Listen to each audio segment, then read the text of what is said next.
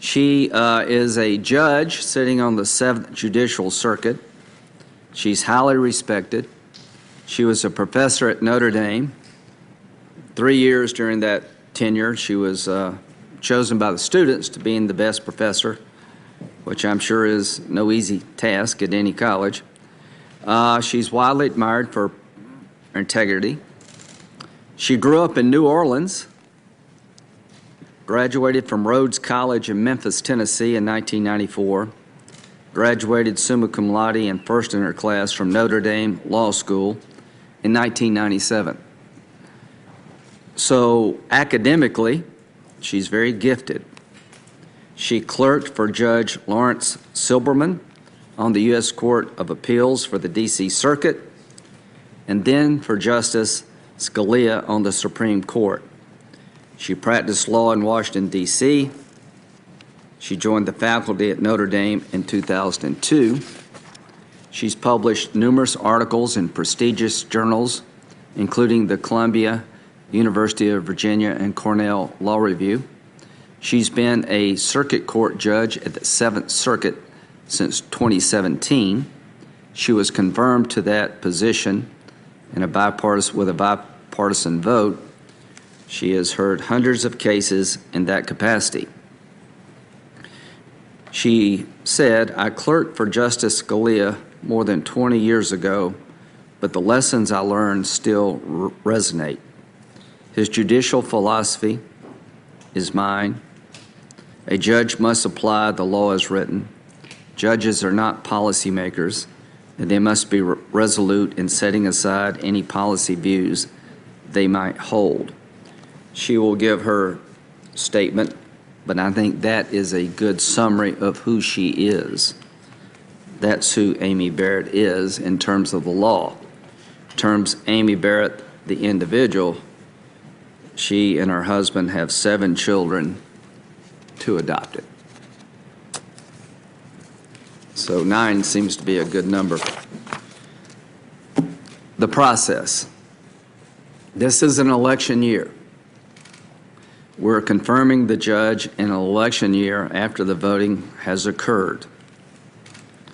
What will happen is that my Democratic colleagues will say, this has never been done, and they're right in this regard. Nobody's, I think, has ever been confirmed in an election year past July. The bottom line is Justice Ginsburg, when asked about this several years ago, said that a president serves for 4 years, not 3. There's nothing unconstitutional about this process. This is a vacancy that's occurred through a tragic loss of a great woman, and we're going to fill that vacancy with another great woman. The bottom line here is that the Senate is doing its duty constitutionally. As to Judge Garland, the opening that occurred with the passing of Justice Scalia was in the early part of an election year. The primary process had just started. And we can talk about history, but here's the history as I understand it. There's never been a situation where you had a president of one party and the Senate of another, where the nominee, the replacement, was made in an election year. It's been over 140 years ago. I think there have been 19 vacancies filled in an election year. 17 of the 19 were confirmed to the court when the party of the president and the Senate were the same. In terms of timing, the hearing is starting 16 days after her nomination. More than half of all Supreme Court hearings have been held within 16 days of the announcement of the nominee. Stevens 10, Rehnquist 13, Powell 13, Blackmun 15, Berger 13. All I can say is that I feel that we're doing this constitutionally, that our Democratic friends object to the process. I respect them all. They'll have a chance to have their say. But most importantly, I hope we will know more about how the law works, checks and balances, what the Supreme Court is all about when this hearing is over. Why hold this hearing? A lot of people on our side say just ram it through. I hear that a lot. That's why I don't listen to the radio much anymore. So the bottom line is I think it's important This is a lifetime appointment. I would like the world and the country to know more about Judge Barrett. I'm proud of you. I'm proud of what you've accomplished. I think you're a great choice by the President. This is probably not about persuading each other unless something really dramatic happens. All Republicans will vote yes and all Democrats will vote no. And that will be the way the breakout of the vote. But the hearing is a chance for Democrats to dig deep into her philosophy, appropriately ask her about the law, how she would be different, what's on her mind. It gives Republicans a chance to do the same thing. Most importantly, it gives you a chance, the American people, to find out about Judge Barrett. Judge for yourself. Is this person qualified? Is she as qualified as Sotomayor and Kagan? I think so. These were two nominees presented to the committee by President Obama. They had a different legal philosophy than my own, but I never doubted one moment that they were not qualified. I thought Gorsuch and Kavanaugh were qualified. The Senate in the past has looked at qualifications more than anything else. We've taken a different path at times. Bork, Thomas, Alito, Kavanaugh. I hope we don't take that path with Judge Barrett. She doesn't deserve that. I don't think it makes this hearing any better. And the American people, I believe, would not deserve a repeat of those episodes in the Senate Judiciary Committee's history. To my Democratic colleagues, I respect you all. We've done some things together and we've had some fights in this committee.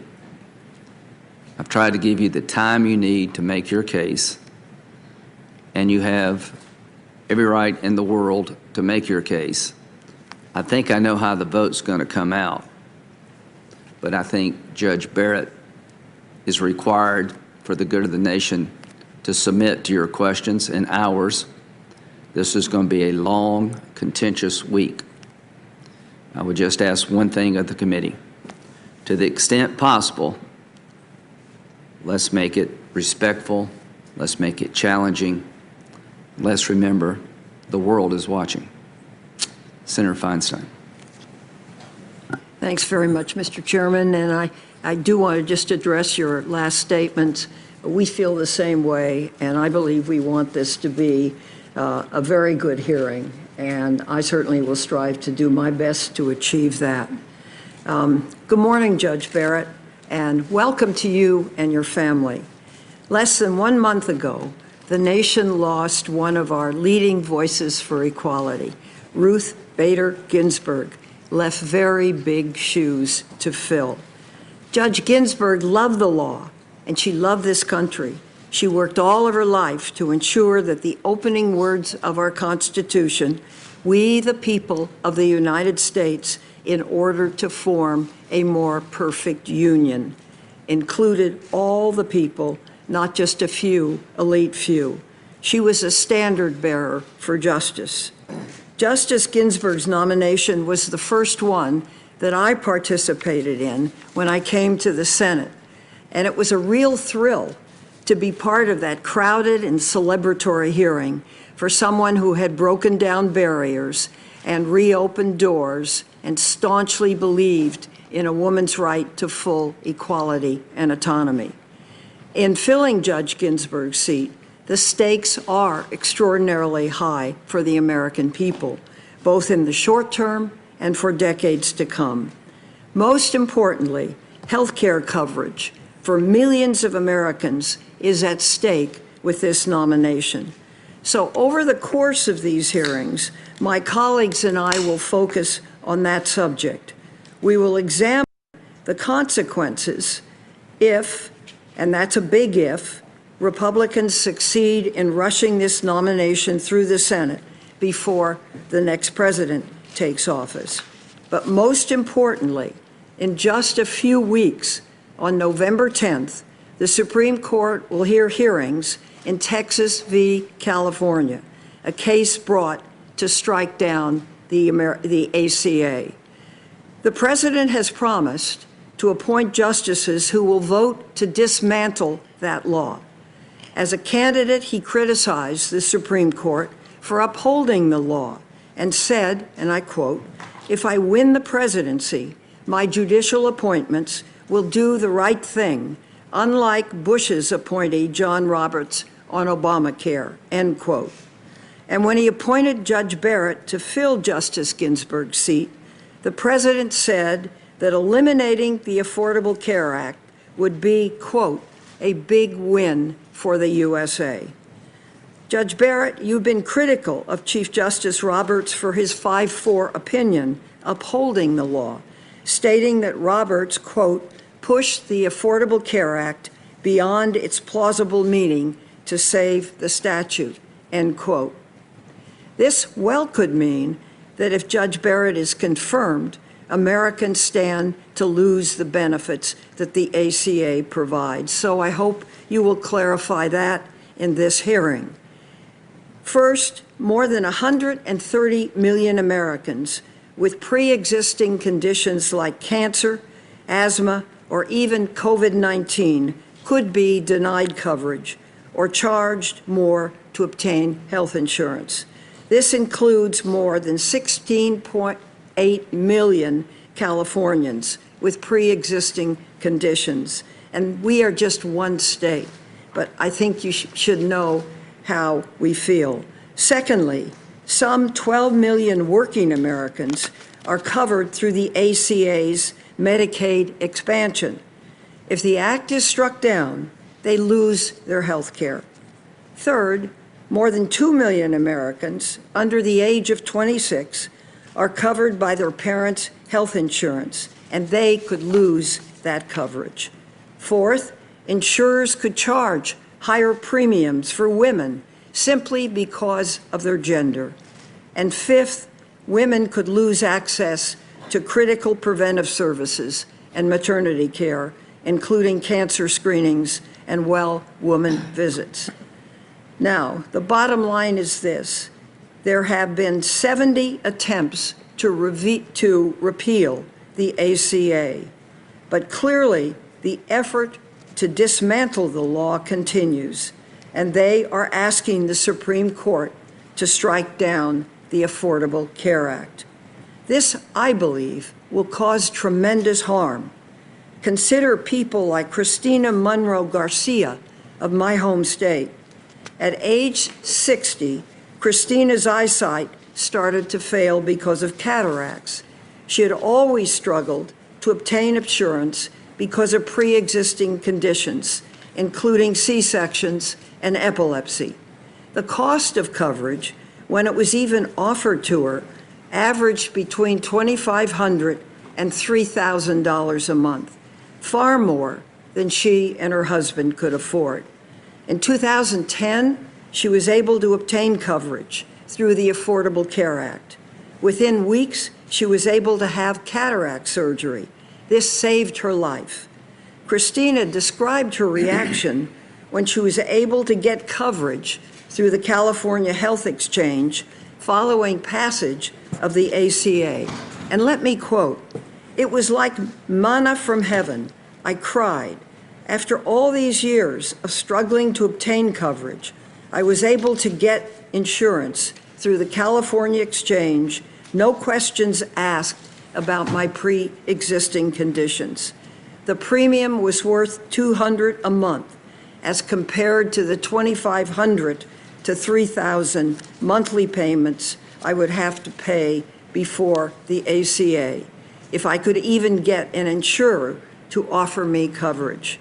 As Christina further explained, and I quote, "People just don't understand what it was like, the incredible fear before the Affordable Care Act, having to worry about being able to cover medical expenses and not being able to find affordable insurance," end quote.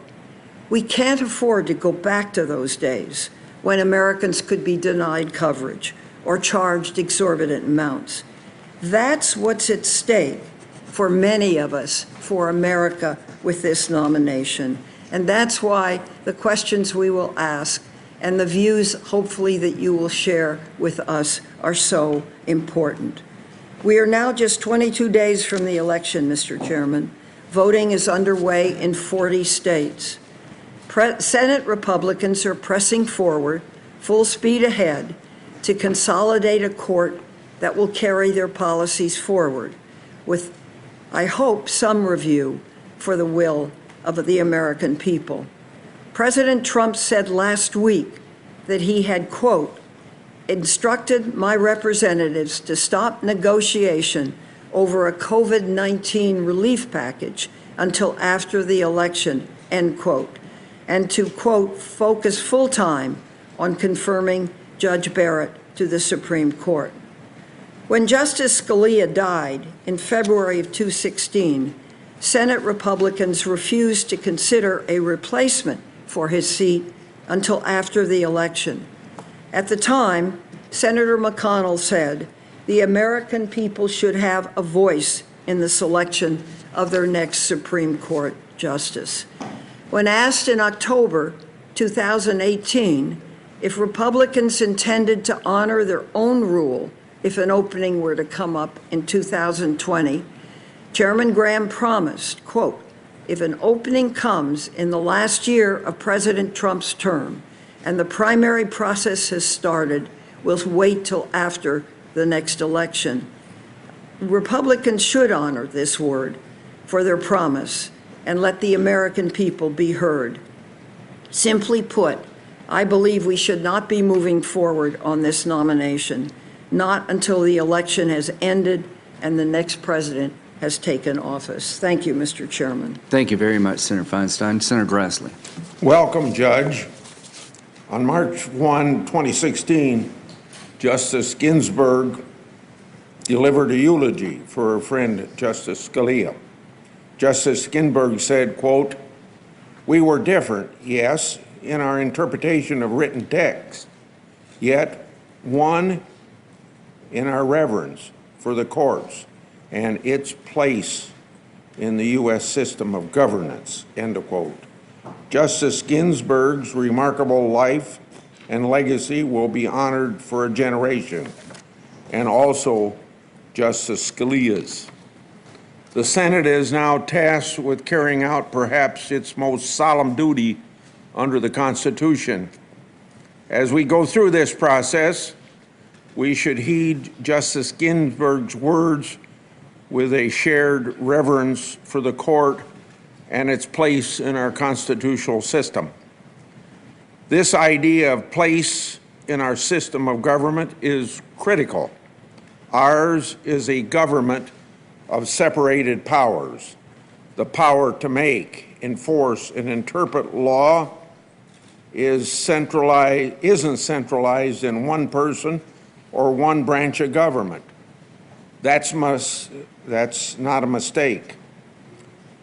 You all know what our American Revolution was all about and what the Constitution is all about, because people at that time were sick and tired of one person, George III, restricting American colonies of freedom that English-speaking people elsewhere exercised. As Justice Scalia reminds us, the framers recognized the separation of powers as, quote, the absolutely central guarantee of a just government, because without a secure structure of separated powers, our Bill of Rights would be worthless, end of quote. But this constitutional system only succeeds if each branch respects its proper role. A good judge understands it's not the court's place to rewrite the law as it sees fit. It's not his or her place to let policy, personal, or moral principles dictate an outcome of a case. We are fortunate. Judge Barrett's record clearly reflects this standard. She said, quote, "A judge must apply the law as written. Judges are not policymakers, and they must be resolute in setting aside any policy views that they might hold." End of quote. Judge Barrett's service reflects an exceptional intellect paired with deep commitment to the rule of law. So we look to those who know her well. She's received praise across the legal profession and ideological spectrum.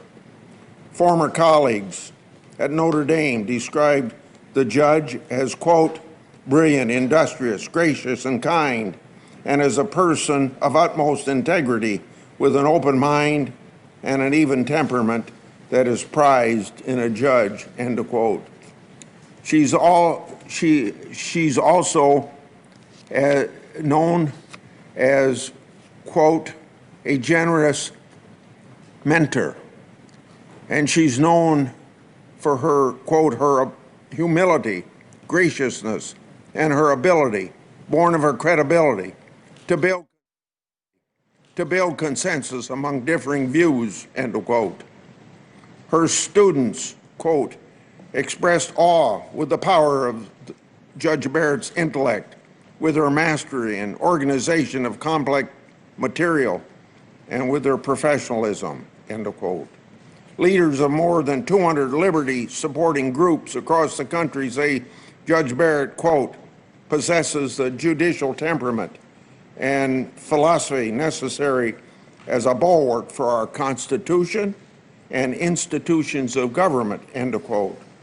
24 state governors describe Judge Barrett as, quote, "a woman of great moral character who is devoted to her country, community, family, and faith like many Americans," end of quote. The Wall Street Journal editorial board says, quote, "President Trump's nomination of Coney Barrett for the Supreme Court is the highlight of his presidency," end of quote. A promise kept, a promise made, a promise kept. Liberal Harvard law professor Noah Feldman called Judge Barrett, quote, "a principled, brilliant lawyer, a genuine and good person, highly qualified to serve on the Supreme Court." That's a pretty high praise. I just recited from others. Moreover, Judge Barrett is a tireless mother of 7. For decades, I've led efforts in the Senate to improve foster care and promote adoption. So it's a privilege for me to welcome a justice like that to the Supreme Court. To sum up, Judge Barrett's qualifications and character are impeccable. Unfortunately, I expect the minority will try to rustle up baseless claims and scare tactics as they've done for decades. Anything to derail the confirmation of a Republican nominee.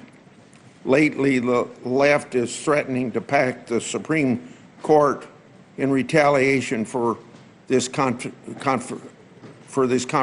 process. Even the Democrats' nominee for president and vice president have not ruled out such blatantly partisan policy grabs.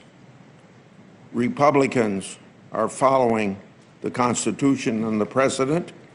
It seems Democrats would rather just ignore both. The left is also suggesting Judge Barrett's confirmation would be the demise of the Affordable Care Act and the protection for pre-existing conditions. That's outrageous. As a mother of 7, Judge Barrett clearly understands the importance of health care. So let's set the record straight. Then Professor Barrett criticized Chief Justice Roberts' conclusion that the Affordable Care Act penalty was actually a tax. Democrats say her viewpoint is radical and a preview of how she might vote on the court. First, her comments dealt with a provisional law that's no longer in effect. So the legal questions before the court this fall are entirely separate. Moreover, her criticism of Roberts' reasoning is mainstream, not only in the conservative legal community, but well beyond. I'm the chairman of the Finance Committee and was ranking member when Democrats unilaterally cobbled together Obamacare. I know a tax when I see one. This wasn't a tax. It was never discussed in committee as a tax. Even the Democrats who forced it through Congress insisted it wasn't a tax. Jeffrey Toobin wrote that Roberts' tax argument was, quote unquote, not a persuasive one. President Obama even said, quote, I absolutely reject the notion that it was a tax. Further, Democrats and their allies shouldn't claim to know how any judge would rule in any particular case. Just look at history. The left slammed Stevens for his consistent opposition to women's rights. They called Anthony Kennedy sexist and a disaster for women. They said David Souter would, quote, end freedom of women in this country. Ultimately, the left praised these very justices that they attacked. Their doomsday prediction failed to pan out. Democrats and their leftist allies have also shown that there is no low that they won't stoop to in their crusade to tarnish a nominee. And I saw it all as chairman of this committee when Kavanaugh came up. Some of my colleagues may once again try to misrepresent and outright disparage Judge Barrett's religious beliefs and affiliations. In 2017, they suggested Judge Barrett was too faithful or too Catholic to be a judge. One senator asked whether she considered herself an Orthodox Catholic. Another told her, the dogma lives loudly within you, and that is of concern. Let me remind everyone that Article 1 clearly prohibits religious tests for serving in public office. Mr. Chairman, I got 5 sentences left. Judge, you'll no doubt be asked how you'll rule on questions and issues and whether the case was correctly decided. I expect that you'll follow the example of Justice Ginsburg. A nominee should offer no forecast, no hints of how he or she will vote, because that's the role of a judge. That's the place of a judge in our system of government. Unbiased, fiercely independent, faithful to the rule of law, and a steadfast defender of the Constitution. Judge Barrett, I look forward to our conversation. Once again, congratulations. Thank you, Senator Grassley. I believe Senator Leahy will now join us virtually. Thank you. And I assume you can hear me all right? Yes, sir. And we see you. There you are. Thank you. Thank you. You know, as I listen to this, I think about the fact that I've served in the Senate for 46 years. During that time, we had 20 Supreme Court nominations, 16 confirmation hearings, and I can tell you right now, none looked anything like this. We're less than 2 weeks from Justice Ginsburg being laid to rest. Now, it's true, it's the responsibility of this committee to consider her replacement on the Supreme Court, but this isn't the way we should do it. We should not have had a nomination ceremony before Justice Ginsburg was even buried, while the nation was mourning her passing. We should not be holding a hearing just 16 days later, when this committee has afforded itself 3 times as long to vet other modern nominees to our nation's highest court. We shouldn't be holding a hearing 3 weeks from a presidential election, when millions of Americans have already voted. Not when doing so requires that literally half of the Senate goes back on their word. Think of that, my Republican colleagues. Literally half of the Senate had to break their word, contradicting every argument they made 4 years ago about the American people needing a voice during election year vacancies. We should not be holding this hearing when it's plainly unsafe to do so. 2 members of this committee are just now emerging from quarantine after testing positive for COVID. And when other members have declined to get tested, and the chairman has refused to implement daily testing regime to keep members and staff and Judge Barrett and her family safe. And I might say we shouldn't be spending time on this when we're doing absolutely nothing to pass a much-needed COVID bill. Every senator on this committee knows in their heart this total break with precedent, break with their commitments is wrong. More than 212,000 Americans have died due to COVID, millions more are hurting. The virus is spiking again across the country, but Senate Republicans have nothing to say about that. The Senate is wearing blinders to the grim realities facing Americans. Instead of talking about COVID and doing something to help the American people, we're engaged in this mad rush to fill a Supreme Court vacancy on the eve of a presidential election. And why? I think the answer is painfully clear. With this vacancy, President Trump and Senate Republicans see the potential to wildly swing the balance of the court. They see the ability to take the courts from being independent to making them instead an arm of the far right in the Republican Party. The potential to accomplish through the courts what they failed to accomplish by votes in the halls of Congress. And the top of their hit list is the Affordable Care Act. It's no secret, it's no coincidence that Republicans are rushing to confirm Judge Barrett before the Supreme Court considers the latest Republican-led lawsuit to overturn the Affordable Care Act on November 10th. The president has even promised that any judge he nominates will overturn the Affordable Care Act. One member of this committee has promised he won't vote for a judge unless he has that commitment that the nominee will overturn the act. And for her part, Judge Barrett's writings have made it unequivocally clear she considers the act unconstitutional. In fact, overturning the Affordable Care Act has been perhaps the single most important policy objective of the Republican Party during the past decade. And if Republicans are now successful, the results will be nothing short of catastrophic for the millions of Americans who depend upon its coverage and projections. These are real people. You may, I believe you have in the committee, and I'm trying to get this so you can actually see it. This is Mary Naden Scott. She lives in Northfield, Vermont. That's just over the ridge from my home in Middlesex, Vermont. In her 20s, Mary was diagnosed with Friedreich's ataxia, a rare neurological disease. Like my wife, Marcel, and I apologize for, I know you have this picture in the committee room. Mary worked as a nurse, realizing she would soon no longer be able to pursue the career she loved. She asked the hospital to rotate her through different specialties so she could help more people in as many ways as possible. That's who she is. And now she's in a wheelchair.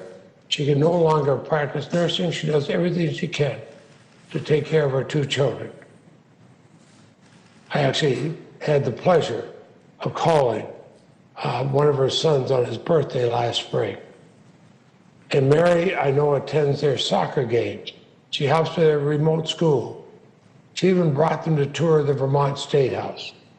Now, Mary can do this because her medication and in-home care is paid for by her insurance. But she's worried, even with some state protections. She's worried what the Supreme Court case next month will mean for people with pre-existing conditions like her. For Mary, if she lost her insurance, her biggest worry is she'd lose her in-home support that allows her to continue living at home and taking care of her children. Now, she's a fighter. And when I think of what the Affordable Care Act means to millions of Americans, what's on the line with this nomination? I think of Mary. I think of what she's going to lose. And she's not the only one. You know, I talk to Vermonters all the time. Now think of another one, Martha Richards. She is an amazing, amazing woman. She's another Vermonter who reached out to my office concerned about the fate of the Medicaid expansion under the Affordable Care Act. Martha earns just over the minimum wage in Vermont. She works for the Vermont State Parks, and she's raised 2 kids on her own. Just look at this person. Soon after rolling now in the expanded Medicaid program, she began experiencing debilitating pain in her ear behind her eye. It led to a series of expensive medical tests, including 2 MRIs. It would cost $6,000 each.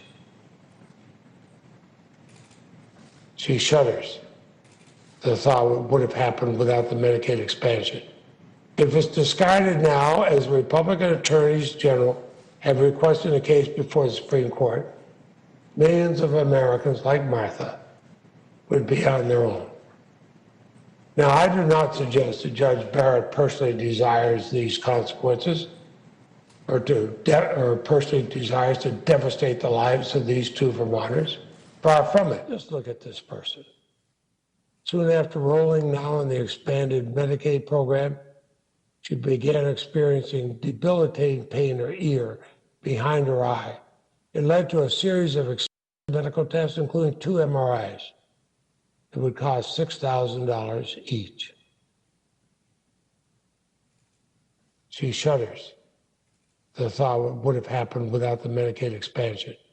If it's discarded now, as Republican attorneys general have requested a case before the Supreme Court, millions of Americans like Martha would be on their own. Now, I do not suggest that Judge Barrett personally desires these consequences or personally desires to devastate the lives of these 2 Vermonters. Far from it. But these are nonetheless the consequences if her stated views on the law prevail in the Supreme Court, and if Republicans are successful in filling this vacancy prior to November 10th. Well, then we know these views will almost certainly prevail. So that's what's at stake here. That's what weighs heavily on me as we begin these hearings. It also weighs heavily on the minds of the Vermonters I represent. I've heard from them often and loudly since Justice Ginsburg's passing. They're scared, Judge Barrett. They're scared that your confirmation would rip from them the very health care protections the millions of Americans have fought to maintain, and which Congress has repeatedly rejected eliminating. They're scared that the clock will be turned back to a time when women had no right to control their own bodies, and when it was acceptable to discriminate against women in the workplace. They're scared that at a time when we are facing the perilous impacts of climate change, bedrock environmental protections are going to be eviscerated. And they're scared that your confirmation would result in the rolling back of voting rights, workers' rights, and the rights of the LGBTQ community to equal treatment. These aren't just thoughts. These are real-life implications of decisions made by the court. And a majority of Americans, like an overwhelming majority of my fellow Vermonters, don't support taking our country in that direction. Now, Republicans first announced their intention to fill Justice Ginsburg's seat just 1 hour after her death. From that moment, this process has been nothing but shameful. Worse, it will almost certainly lead to disastrous consequences for Americans. Justice Ginsburg, I am certain, would have dissented, and I will too, on behalf of Vermonters, on behalf of the integrity of the Senate, and on behalf of the majority of Americans who oppose this process. Thank you. Thank you, Senator Leahy. Senator Cornyn. Thank you, Mr. Chairman. Judge Barrett, welcome Justice to you and your Ginsburg said her family. unlikely friendship with Justice Scalia You can disagree without being disagreeable. But I don't want to imply that you disagree frequently. In fact, during your time on the Seventh Circuit, you've sided with your colleagues more than 95% of the time. And when you've had the rare disagreement, your opinions attack the ideas, not the person. We could use more of that. Your collegiality has been demonstrated in the numerous letters pouring in from your colleagues, clerks, students, virtually everybody with whom you come in contact. That exceptional qualifications were all that was required for a seat on the court. Throughout your impressive career, you've earned the respect of those who share your views on the law, as well as those who do not. As Justice Ginsburg's reputation are on par with those justices who have sat in this seat before you, the political climate in which you are being vetted is quite different, as we all know. What our colleagues on the other side of the aisle put Justice Kavanaugh through 2 years ago was an absolute disgrace, and hopefully a low point for the Senate. They and some of their allies sought to destroy the personal character of a good man with innuendo, misinformation, and outright lies. I hope they resist the temptation to repeat that during this hearing. I do remain concerned, Judge, about some of the earlier attacks on your faith. In a recent Wall Street Journal column, a Wisconsin Supreme Court justice wrote, to put it bluntly, America's secular cultural elites aren't sure that a faithful Christian can be entrusted with the law. A former senior aide to former Majority Leader Harry Reid recently said the groups want blood. Democrats on and off the committee want a real fight. But let me be clear, Judge, as you know, there's no religious test to serve on the Supreme Court. Why? Because the Constitution says so. And I can only hope that the civility that you've shown through your professional work will be afforded to you through these proceedings. But Judge, there's a question that comes up in my discussions with my constituents that's really more basic and more personal. They want to know how you do it. How do you and your husband manage 2 full-time professional careers and at the same time take care of your large family? I'll bet there are many young women, like my own 2 daughters, who marvel at the balance that you've achieved between your personal and professional life. As is customary and important, I also look forward to revisiting the appropriate role of judges in our constitutional republic, something that you can see there appears to be some dispute about here. You and I both know that judges should not be policymakers, but could it be that one of the reasons these confirmation hearings have become so contentious is because some Americans have given up on the idea of fair and impartial judges who do not pick winners and losers, that they've given up on an independent judiciary? I hope not. Judges should not be unelected super legislators, giving their political allies wins they could not secure through the rough and tumble of the political process. Our founders, through the Constitution, provided that judges would be independent of political pressure. Chief Justice Roberts reminded all of us recently that we do not have Obama judges or Trump judges, Bush judges, or Clinton judges. And ideally, that is true. You've said judges constrain themselves by making a choice to follow the law where it leads, trying to check their own preferences at every turn. In the end, a judge's internal compass, her commitment to the rule of law, rather, is the most important constraint upon any sort of judicial willfulness. But you're being asked to abandon that, Judge. You stand accused of intending to violate your oath before you even take it. Further, our Democratic colleagues want you to guarantee a result in a case as a quid pro quo for your confirmation. It's outrageous. Well, they've said that if this confirmation proceeds, they intend to pack the court with more justices who will turn the Supreme Court into a genuine second legislative body. We heard what Justice Ginsburg had to say about that. That would be a terrible mistake. Judge Barrett, I'm confident that at the end of this hearing, your stellar character, credentials, and body of work as a judge will demonstrate that you understand the limited but important role of the judiciary under our Constitution. I'm confident that you will demonstrate that you will faithfully and fairly interpret the text of the law and the Constitution and dutifully apply them to the disputes that come before you. And I'm confident that at the end of this process, you will be confirmed to the United States Supreme Court. Senator Durbin. Thank you, Mr. Chairman. Judge Barrett, your family, welcome. We are at a critical moment in our nation's history, in the throes of a devastating pandemic, with over 216,000 Americans dead and over 7.7 million infected with this virus. Each day, we are reminded of how this invisible virus has changed our lives and changed America. And there is no end in sight. We face an economy in crisis with millions of jobs lost and crushing challenges facing workers, businesses, families all across America. And we're in the middle of an election season. Millions of Americans have already cast their votes.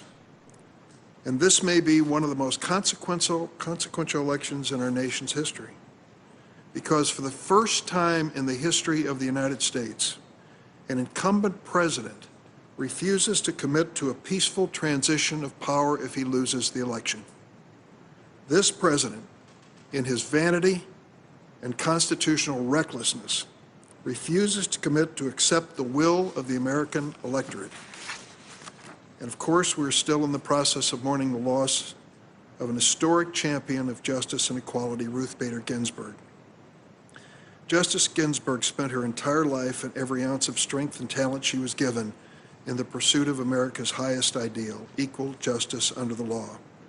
Her absence is deeply felt. Now, this is the context in which the Senate majority Republicans are defying the traditions of the Senate and rushing forward with President Trump's third nomination to the U.S. Supreme Court.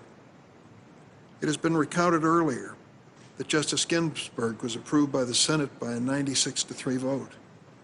This icon of liberal thinking, advocate for the ACLU, 96-3 before the United States Senate, and then Anton Scalia, on the opposite polar end of the political spectrum, approved 98-0. Amazing. Can this be the same Senate? It's not. The reason those votes were so overwhelming was because people lived by the rules, they lived by the traditions of the Senate, and they had mutual respect for one another. We know now that this process does not adhere to those guidelines. The haste in this pursuit that before us today is unfair to the Senate and unfair really to the nominee. The nominee before us was announced 16 days ago, the day after Justice Ginsburg lay in state in the United States Capitol. We received the nomination paperwork 13 days ago and have learned since then that some materials are missing. The speed with which Republicans are moving to fill this vacancy stands in sharp contrast to the approach taken by the same Senate Republicans the last time there was a vacancy in an election year in 2016. Behind me is the Mcconnell Rule. On February 13, 2016, when Justice Scalia passed away, Senator McConnell said, and I quote, "The American people should have a voice in the selection of their Supreme Court justice. Therefore, this vacancy should not be filled until we have a new president."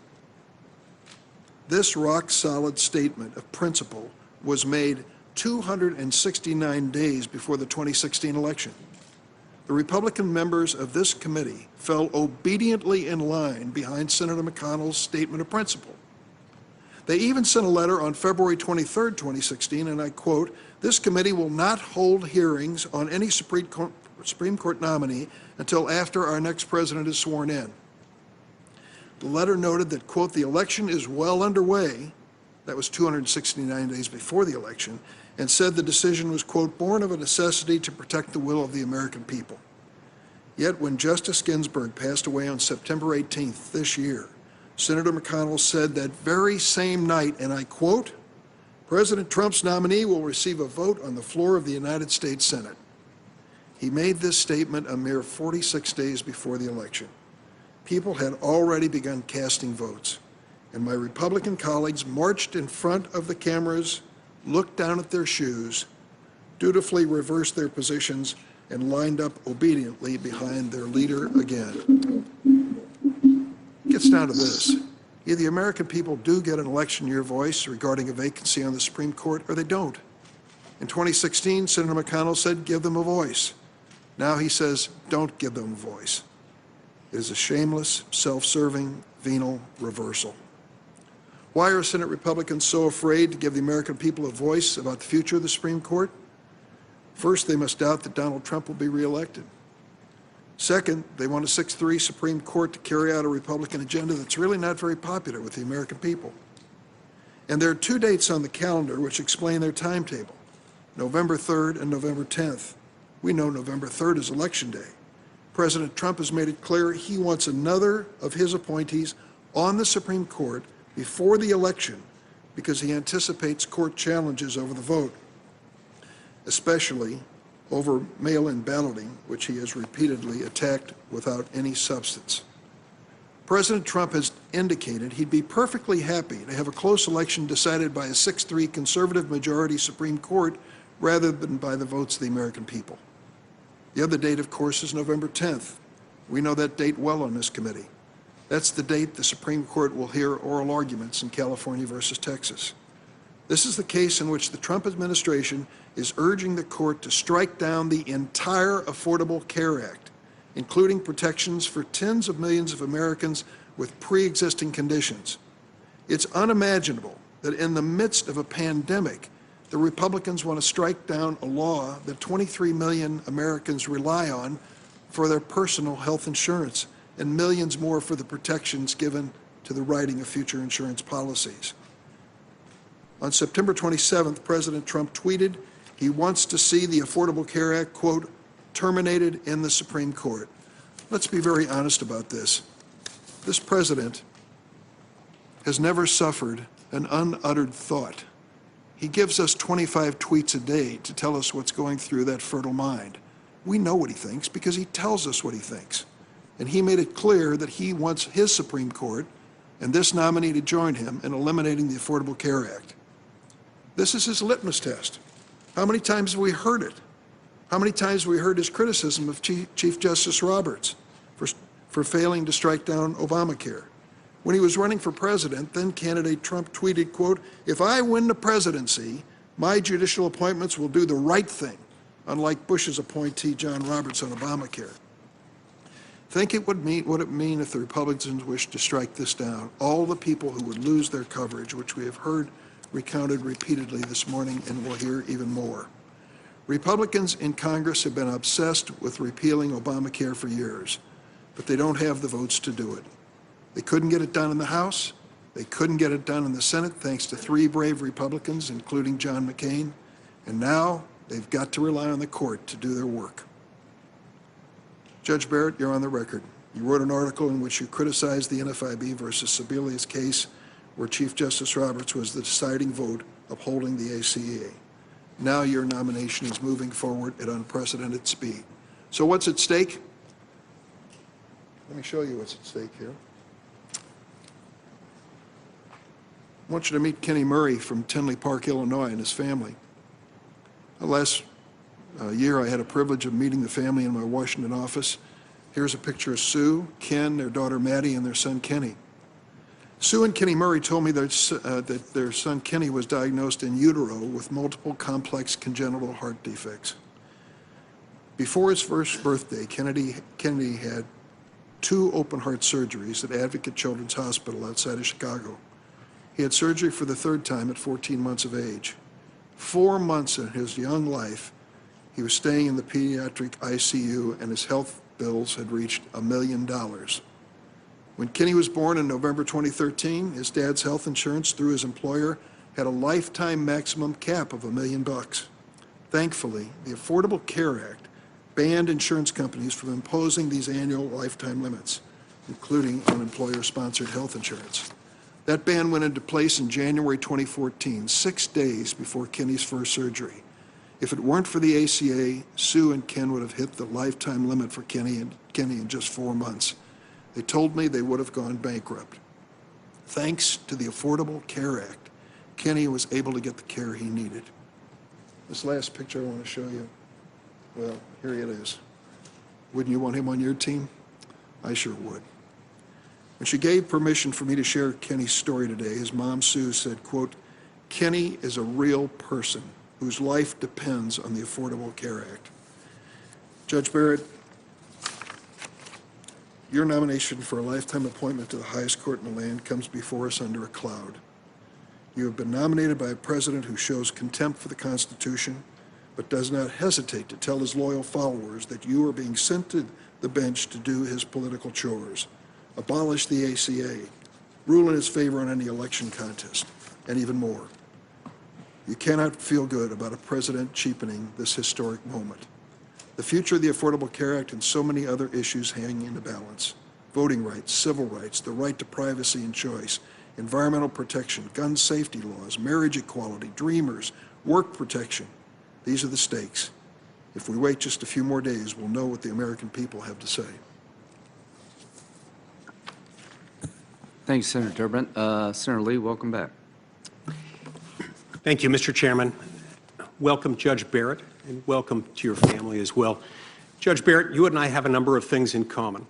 We were both raised in large families. In fact, we're both one of 7 children. In your case, as I recall, you're the oldest of 7 children, which means that long before you had your own 7 children, you were also the de facto mother to many others. The way things often work in large families is such that the oldest child very often takes on responsibilities at an early age. Those responsibilities have undoubtedly helped you throughout life, establishing leadership roles in your career as a lawyer, as a professor, and now as a judge. Those leadership roles, of course, mean something different in the judicial branch of government than they do in the executive branch or in the legislative branch of government. We've heard this morning a number of arguments that are essentially policy arguments, many of them geared toward actual policies, in some cases, actual pieces of legislation.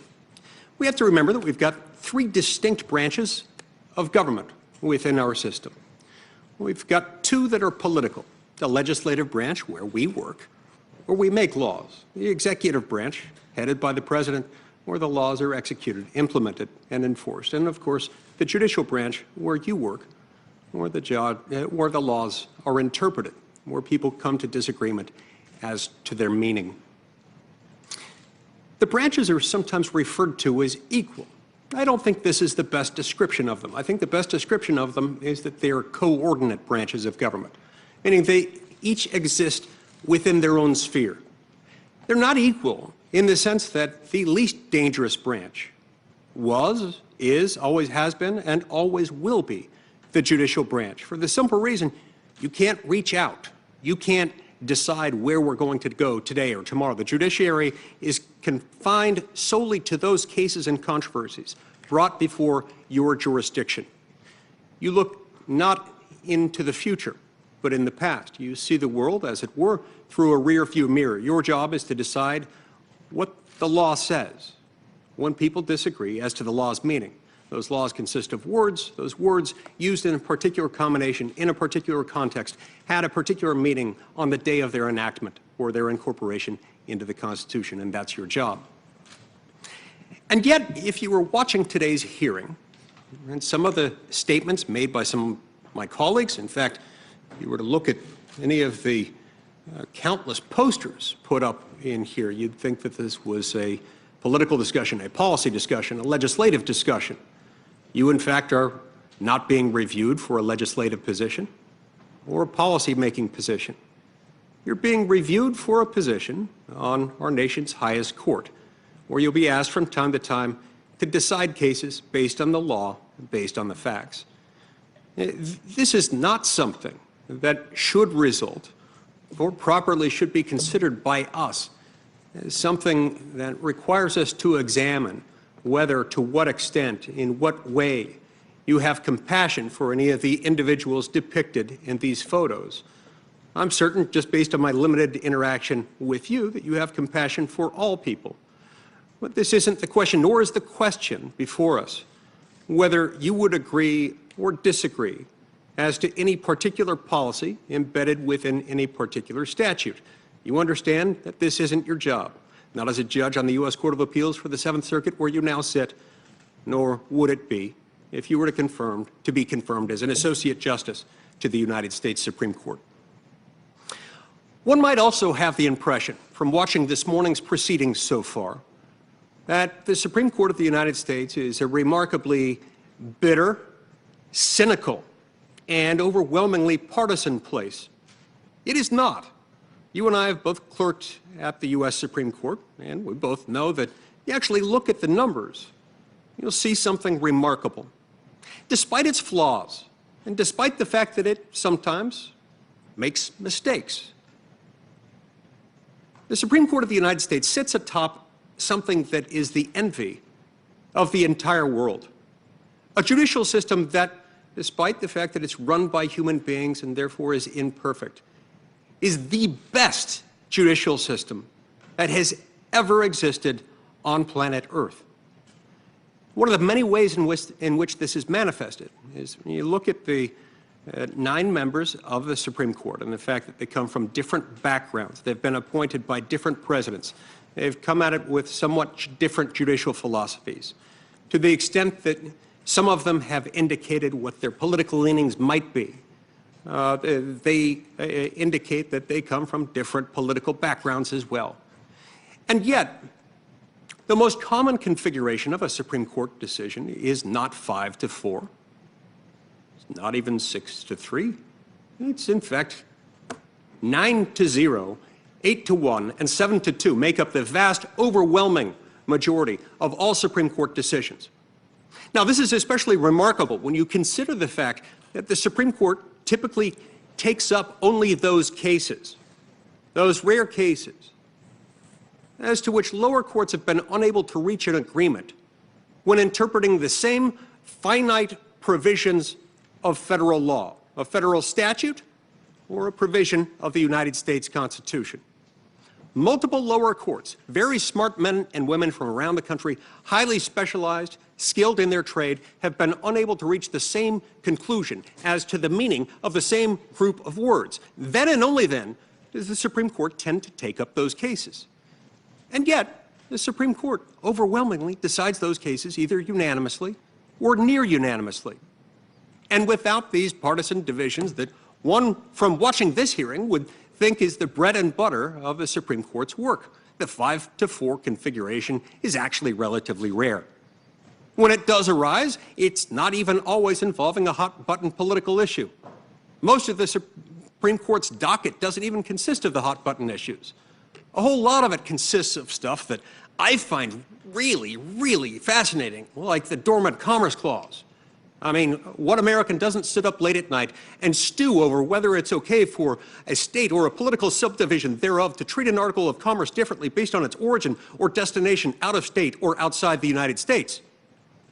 This, of course, is the kind of case that comes before the Supreme Court and might from time to time be decided on a 5-4 basis, but not necessarily along the lines that one would predict based on the appointment of each justice and the political party of each justice's appointing president. There are, of course, some decisions that are politically charged and that Americans do worry about more than others, that might affect more Americans, let's say, than a decision about waste disposal in the context of the Dormant Commerce Clause. I understand that. I get that. But there, too, we can't overstate or overplay the role the Supreme Court of the United States might exert. in that context. Even in those circumstances, when the Supreme Court rules that something has been done in a way that's not constitutional, it doesn't mean that that's the end of the policy road there. Sometimes it might mean the wrong government acted. Sometimes it might mean that the federal government acted where a state should have, or the other way around. Other times it might mean that the wrong branch of government acted. Other times it might mean that they went about it the wrong way. There's nearly always another way around a particular policy concern. Whether we are talking about health care, whether we're talking about privacy and individual liberty, each and every person serving anywhere in our government has an obligation to look out for the best interests of those they represent. In fact, each and every person serving as an officer of the United States government is required under Article 6 of the Constitution to take an oath to uphold and protect and defend the Constitution of the United States. The Constitution, in short, this document, written nearly 2.5 centuries ago, it has helped foster the development of the greatest civilization the world has ever known, is not just a judicial thing. This is a thing that works, and works best when every one of us reads it, understands it, and takes and honors an oath to uphold it and protect it and defend it. When we do our jobs in this branch, when our friends in the executive branch do their jobs, it requires us to follow the Constitution just the same way.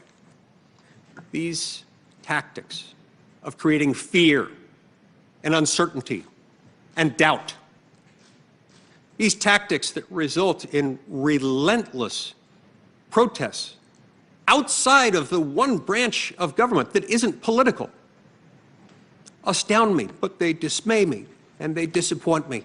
They reflect the fact that we have allowed for the politicization of the one branch of the federal government that is not political. We can turn that around. We ourselves, within the legislative branch, have got to do a better job by focusing on the fact that the Constitution is not just a judicial thing. It's also a legislative thing. It's also an executive thing. It's an American thing. It's one of the many reasons why I will object anytime anyone tries to attribute to you a policy position and hold you to that. You're not a policymaker, you're a judge. That's what we're here to discuss. Thank you very much, Mr. Chairman. Well, definitely some good news. Senator Lee's enthusiasm for the dormant Commerce Clause convinces me you've made a full recovery. Senator Whitehouse. Mr. Chairman, Judge Barrett, America's worried about one thing above all else right now, and it's our health. This hearing itself is a microcosm of Trump's dangerous ineptitude in dealing with the COVID pandemic. Trump can't even keep the White House safe. Here it's the chairman's job to see to the committee's safety. And though his words were reassuring, I don't know who has been tested, who should be tested, who is a danger. What contact tracing has been done on infected and exposed senators and staff? Nothing. The whole thing, just like Trump, is an irresponsible botch. The irony is that this slapdash hearing targets the Affordable Care Act. This Supreme Court nominee has signaled in the judicial equivalent of all caps that she believes the Affordable Care Act must go and that the precedent protecting the ACA doesn't matter. The big secretive influences behind this unseemly rush see this nominee as a judicial torpedo they are firing at the ACA. So I hope Republicans consider what's at stake for the many people who depend right now in this pandemic on ACA health coverage. Rhode Islanders are calling, writing, emailing, tweeting me by the thousands, asking me to say no to this nominee, mostly because they too see her as a judicial torpedo aimed at their essential protections. And my constituents want you, my colleagues, members of the Republican Party, to stand up for once to Mitch McConnell and to the big donors who are driving this process, and for the sake of regular people, say stop. Here's one person to consider, Laura, from North Smithfield, Rhode Island. Laura's brother saved her life when he donated one of his kidneys to her. The hereditary nephritis Laura battled was a pre-existing condition, protected under the ACA, just like COVID is now a pre-existing condition for nearly 8 million Americans. Laura tells me, without the ACA and its protections for people with pre-existing conditions, insurance premiums, if I'm able to get insurance at all, will be financially out of reach for me, and I will no longer be able to afford the health monitoring, labs, specialist appointments, and treatment that are essential for my kidney to function. My immunosuppressive medications alone would cost about $48,000 annually. Before the ACA, patients like me experienced times when they would come up against a life-threatening wall, not in treatment, but in the annual or lifetime caps on coverage insurers were allowed to impose. I can't imagine what this would have meant for me. Bankruptcy or worse. Laura's not alone. We're in the midst of a relentless, deadly health crisis that Trump has botched, which touches nearly everyone in this country. Americans are dying by the hundreds of thousands. Our economy is down 10 million jobs. Despite all the warnings and all the desperate pleas for help, people on the front line, healthcare workers, teachers, first responders, police officers, countless others, still struggle for the resources they need. More and more small businesses are closing for good. Many hospitals teeter at the edge of insolvency. Rhode Island, like so many other states, faces cruel fiscal challenges brought on by this pandemic. Since May, the House has passed 2 major COVID relief bills to tackle unemployment insurance, aid to the front lines, help to small business, support for hospitals, support for states and localities, and plenty more. Mitch McConnell's Senate Republicans won't budge. No urgency, he said. But 80 minutes after we learned of Justice Ginsburg's death, Mitch McConnell signaled he would fill this vacancy.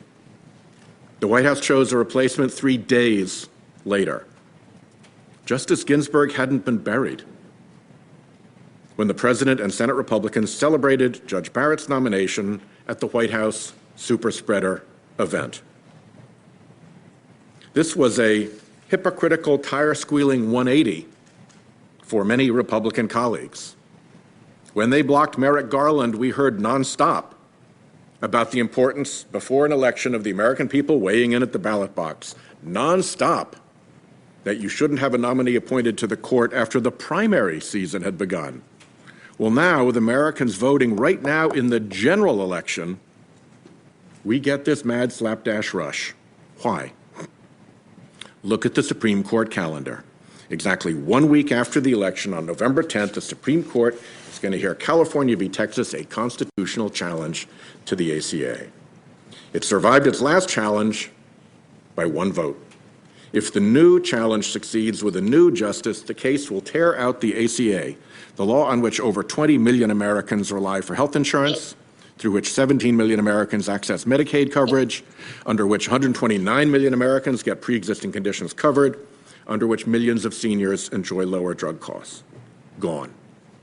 And make no mistake, this nominee's signals on the ACA and on respect for the ACA precedent are clear enough to move her to the top of the big donors list. Just 3 years ago, she wrote that Chief Justice Roberts pushed the Affordable Care Act beyond its plausible meaning to save the statute. In 2013, she wrote that stare decisis is not a hard and fact rule in the court's constitutional cases, the ACA being a constitutional case. Clear signals that are likely why she's before this committee now. So back to Laura. With stories like Laura's coming in from around the country, why would we rush forward? Well, the answer isn't pretty. There's a promise to big donors that must be kept. When David Koch ran for vice president, he campaigned on getting rid of Medicare and Medicaid. Imagine his fury when Obamacare passed. His groups are spending millions right now on this nomination.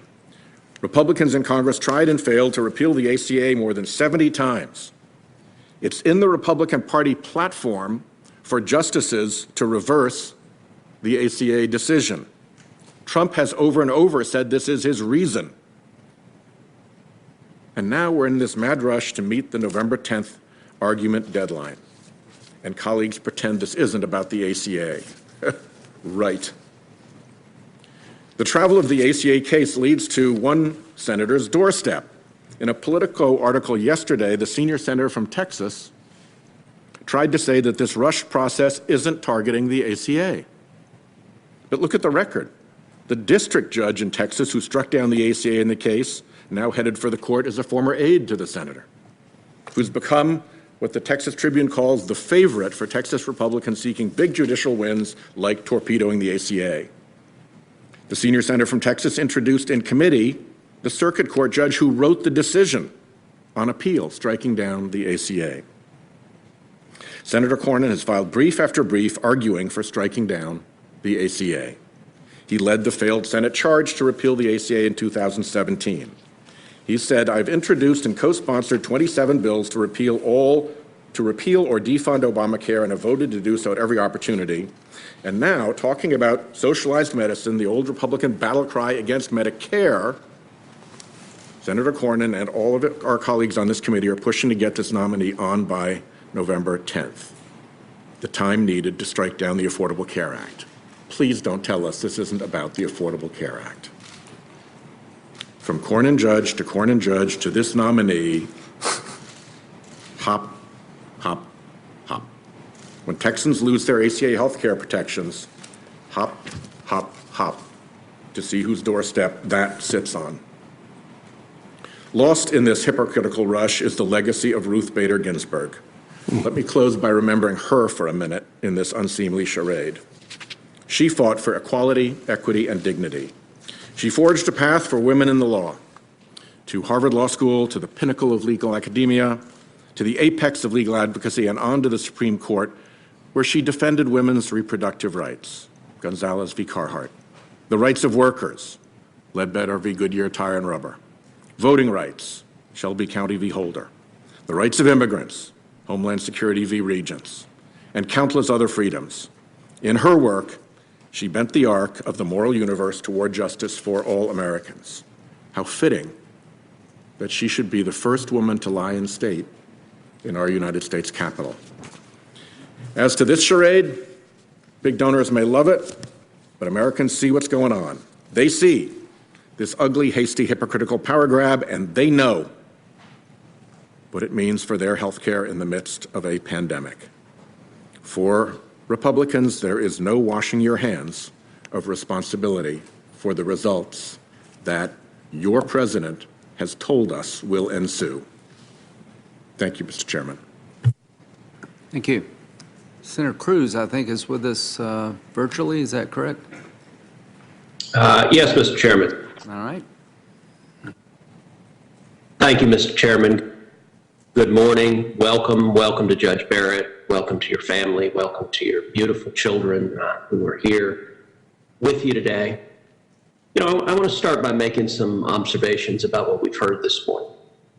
At the very beginning, let me observe, as Sherlock Holmes famously observed, that what speaks the loudest is the dog that didn't bark, which is, to date, of every Democrat who's spoken, we've heard virtually not a single word about Judge Barrett.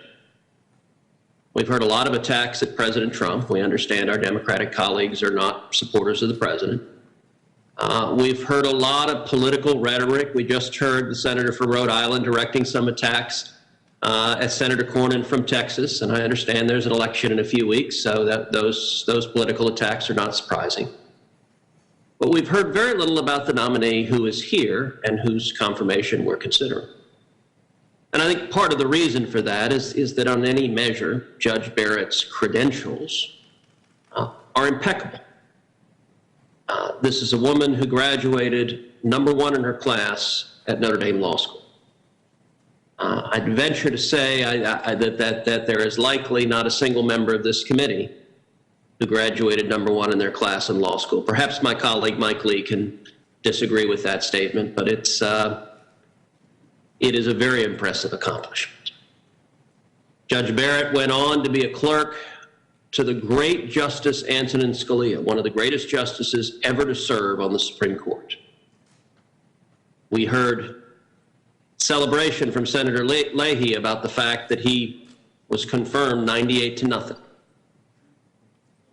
From there, she became a law professor for 2 decades at Notre Dame Law School, teaching the law to her students, where she was beloved, where she was respected, where she was a serious, careful scholar. And now she is one of the most respected federal court of appeals judges in the country. None of the discussions from our Democratic colleagues addressed any of that, because those credentials are on their face impeccable. Indeed, the American Bar Association, which typically leans hard left and has a long pattern of favoring Democratic nominees over nominees appointed by Republican presidents, had no choice but conclude that she was well qualified, as a majority of the reviewing board did.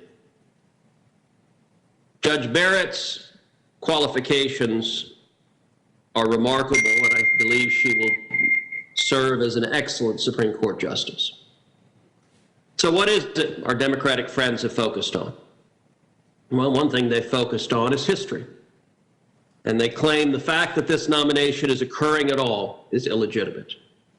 Doesn't matter who Judge Barrett is, doesn't matter what she's done, doesn't matter her record, doesn't matter her extraordinary family story of doing all of this while being a mom to 7 kids. The timing of the nomination, our Democratic friends tell us, makes it illegitimate. Well, except for that history does not accurately reflect what the Senate has done over 2 centuries. This question of what happens when there's a Supreme Court vacancy during a presidential election year, 2020 is not the first time America has faced that question. Indeed, in our country's history, that question has come up a total of 29 times. So 29 times, presidents have faced the same circumstance. And presidents have nominated individuals to fill those positions all 29 times, 100% of it. Doesn't matter if you're a Democrat or Republican. From a president's perspective, it's easy. If there's a vacancy, even during a presidential election year, you make a nomination. 44 individuals have served as president throughout the history of our country. Half of them, 22 of the presidents we have made Supreme Court nominations for vacancies that occurred during a presidential election year. But what has the Senate done? Well, again, the Senate precedent is quite clear, and is something that our Democratic friends do not want to address, do not want to confront. Of those 29 times, 19 of them occurred when the president and the Senate were of the same party. And when the president and the Senate are the same party, history shows that those nominees get confirmed. 17 of those 19 were confirmed for vacancies that occurred during a presidential election year. On the other hand, for those doing math at home, the remaining 10 occurred when the Senate and the president were of different parties. When the president and Senate are of different parties, the Senate over history has confirmed only 2 of those 10 nominees. Again, history is clear. The overwhelming majority of instances of the president and Senate are of different parties. That nominee doesn't get confirmed. That is, of course, what happened with Judge Garland, nominated by President Obama. President Obama was a Democrat, the Senate was in Republican hands, and following tradition of 200 years, the Senate did not confirm that nominee. Now, some might think the difference between whether the Senate and the president are of the same party or different party, that's just a question of partisan alignment, of partisan power. But that actually misunderstands the constitutional structure. The framers of the Constitution deliberately set up a system of checks and balances so that nobody can become a Supreme Court nominee without both the President and the Senate. Each was designed to check the other. That system of checks and balances limits power ultimately and protects the voters.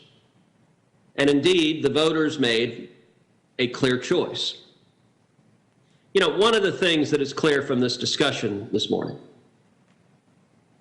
is Democrats and Republicans have fundamentally different visions of the court, of what the Supreme Court is supposed to do, what its function is. Democratic senators view the court as a super legislature, as a policymaking body, as a body that will decree outcomes to the American people. Now, that vision of the court is something found nowhere in the Constitution. And it's a curious way to want to run a country. Even if on any particular policy issue you might happen to agree with wherever a majority of the court is on any given day, who in their right mind would want the United States of America ruled by 5 unelected lawyers wearing black robes? It's hard to think of a less democratic notion than unelected philosopher kings with life tenure decreeing rules for 330 million Americans. That is not, in fact, the court's job. The court's job is to decide cases according to the law and to leave policymaking to the elected legislatures. Now, look, that doesn't mean policymaking is unimportant. In fact, it means to the contrary. Policymaking is very important. And the people need to have a direct check on policymaking. You know what? If a rogue court implements policies you don't like, you, the American people, have very limited ability to check them. If a rogue Congress implements policies you don't like, you have a direct ability to check us by throwing the bums out and voting them out and voting in new representatives. You know, much of the argument this morning has concerned Obamacare. And they've been policy arguments. They're policy arguments that are actually occurring in the Senate, which is the right place for them to occur, a legislative body. But our Democratic colleagues simply want a promise from a judicial nominee that this nominee will work to implement their policy vision of health care. That is not a judge's job. That is not the responsibility of a judge. And in fact, making that promise would be violating the judicial oath. I don't know what will happen in this particular litigation on health care, but I do know that this body should be the one resolving the competing policy questions at issue. Many of our colleagues talked about pre-existing conditions, and I think they have made a political decision. They want this to be the central issue of the confirmation. Well, remember this. Every single member of the Senate agrees that pre-existing conditions can and should be protected. Period. The end. There is complete unanimity on this. Now, it so happens that there are a number of us on the Republican side that also want to see premiums go down. Obamacare has caused premiums to skyrocket. The average family's premiums have risen over $5,000 a year. Millions of Americans can't afford health care because of the policy failures of Obamacare. Those questions should be resolved in this body, in the elected legislature. It's not a justice's job to do that. It's not the court's job to do that. It is the elected legislature's job to do that. Judge Barrett brings impeccable credentials, a judicial temperament, and a faithfulness to the law. That's what we should be looking for in Supreme Court justices. And if Democratic senators want to engage in policy arguments, they can do so here, not by filibustering every bill as they have done over and over and over again, whether it's pandemic relief or Obamacare relief to lower premiums and expand choices. To date, our Democratic colleagues filibuster everything and then complain nothing gets passed. This is the body that has to resolve those questions. This is also the body that, consistent with 2 centuries of precedent, can, should, and I believe will confirm Judge Barrett as Justice Barrett. Thank you. Senator Klobuchar. Welcome, Judge Barrett. This committee is gathered today for what I consider one of its most solemn duties and one that I take very seriously. Federal judges, senators, the President of the United States, we all take an oath to uphold the Constitution. We make promises to do justice, to tell the truth. At its core, that's what judges do, right? Figure out the truth, figure out justice. My mom, a second-grade teacher, spent her life teaching little kids what was right or wrong, what was true or false. I still believe it matters, and so do the American people. But we are dealing with a president who doesn't think truth matters. And he has allies in Congress who in the past defended our democracy, but are now doing his bidding. Senators who clearly set out that the president, a precedent that the president in an election year should wait, that we should have an election, and that then the people choose the president, and the president chooses the nominee. That was your precedent. It has been said that the wheels of justice turn slowly, and justice, on the other hand, can move at lightning speed, as we are seeing here today. We cannot, and you watching at home should not, separate this hearing from the moment we are in and from the judge he is trying to rush through. To respond to Senator Cruz, this isn't a rush to justice. This is a rush to put in a justice whose views are known and who will have a profound impact on your life. And yes, these policies that the court decides, they matter. Where you can go to school, who you can marry, decisions you can make about your own body, and yes, your health care. The president knows this. We have a president who has refused to commit to a peaceful transfer of power after an election. Every candidate does that, but not this guy. We have a president who has fired or replaced 5 inspector generals, Senator Grassley, who has fired an attorney general, an FBI director, and is now going after their replacements. We have a president who divides our country each and every day. He has called our military suckers and losers. He's refused to condemn white supremacists, and he has the gall to hold up a Bible as a prop in front of a church instead of heeding its words, to act justly. And now he says this election will end up in court. Why, Senator Cruz? Does President Trump matter? He is putting the Supreme Court in place, in his words, to, quote, look at the ballots, end quote. Well, I won't concede that this election is headed to the court because you know at home exactly what the president is up to. That's why you're voting. That's why you are voting in droves. Why are you voting? Well, you know that your rights, your health care is on the line. You know that they are trying to push through a justice who has been critical of upholding the Affordable Care Act, and they're doing it in the middle of a pandemic. And you can see here in this room the misplaced priorities of this Republican-run Senate. And it's in your hands to change it. Are they working to pass a bill to help Americans to get the testing they need to save their lives? Are they working to help the moms trying to balance a toddler on their lap while balancing a laptop on their desk? Are they trying to help our seniors isolated, missing graduations and birthdays? Are they passing the bill the House passed that would help our economy? That's not the priority. Instead, they choose to do this. So no, we cannot divorce this nominee and her views from the election we are in. We didn't choose to do this now, to plop a Supreme Court nomination hearing in the middle of an election. They did. So the reason people aren't going to fall for this is because it is so personal. The over 210,000 people who have died, the school canceled, the small business closed, the job you don't have, the degree you couldn't get. It's personal to me because my husband got COVID early on. He ended up in the hospital for a week on oxygen with severe pneumonia. And months after he got it, I find out the president knew it was airborne, but he didn't tell us. We were cleaning off every surface in our house, and my husband got it anyway. We didn't know. And my dad, at 92, he got it in his assisted living. I stood there outside his window in a mask, and he looked so small and confused. He knew who our family was, but he didn't know what was going on. I thought it was going to be the last time that I saw him.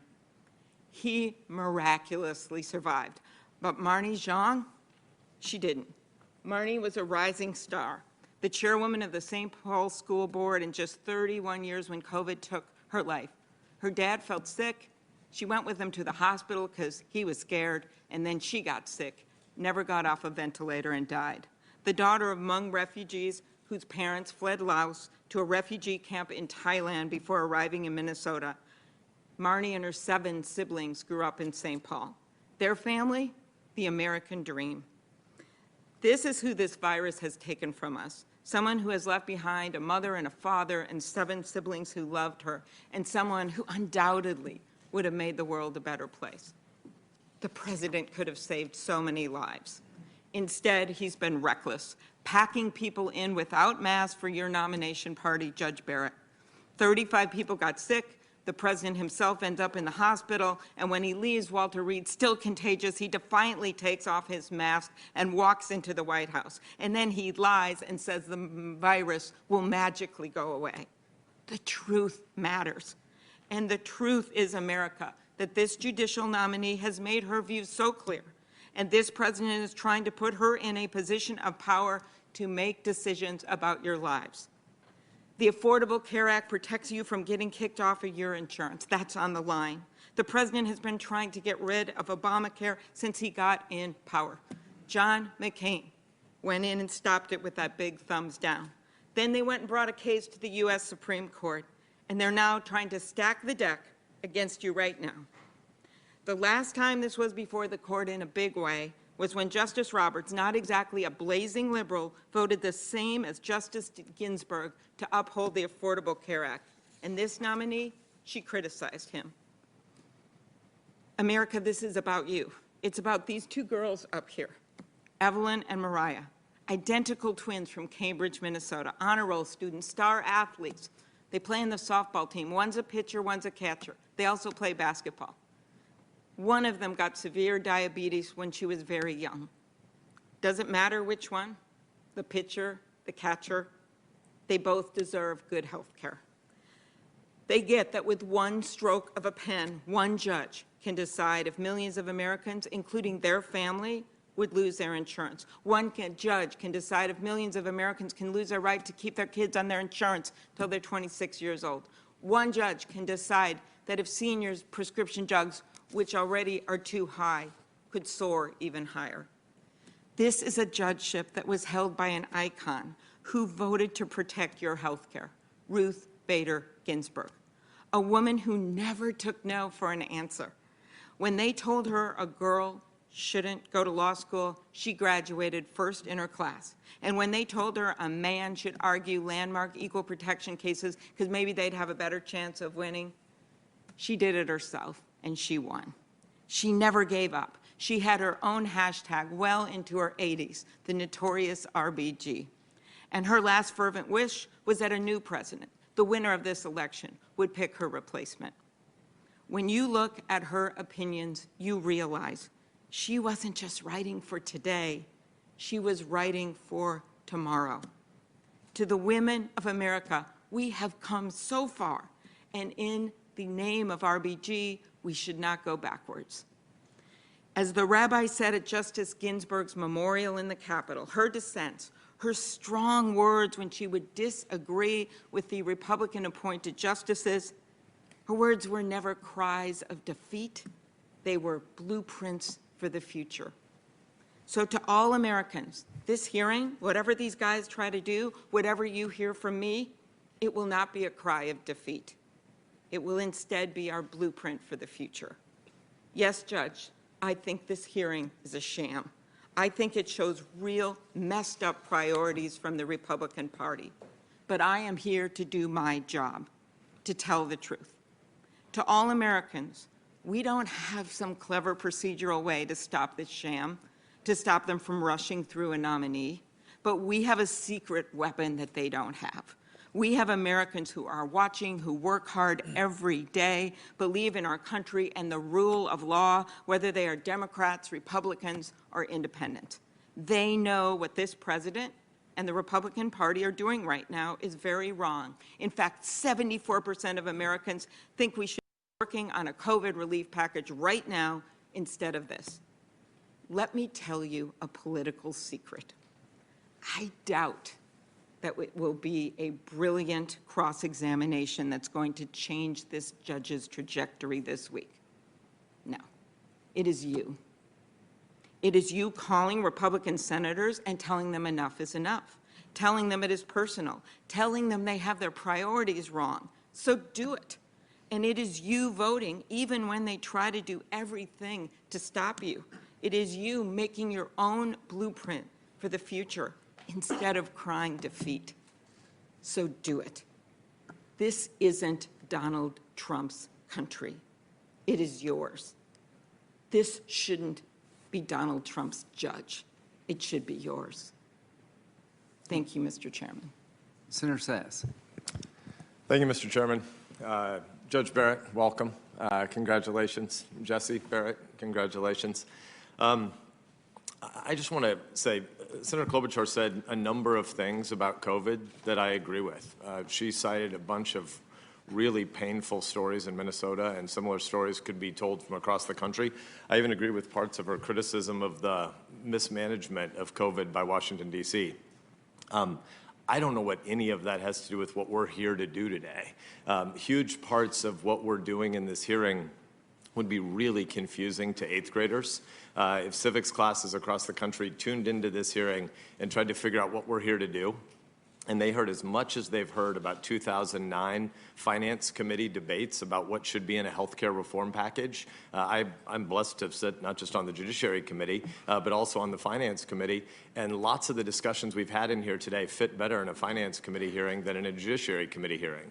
So I think it would be very useful for us to pause and remind ourselves and do some of our civic duty to 8th graders to help them realize what a president runs for, what a senator runs for, and on the other hand, why Judge Barrett is sitting before us today and what the job is that you're being evaluated for. So if we can back up and do a little bit of 8th grade civics, I think it would benefit us and benefit the watching country, and especially watching 8th grade civics classes. So I'd like to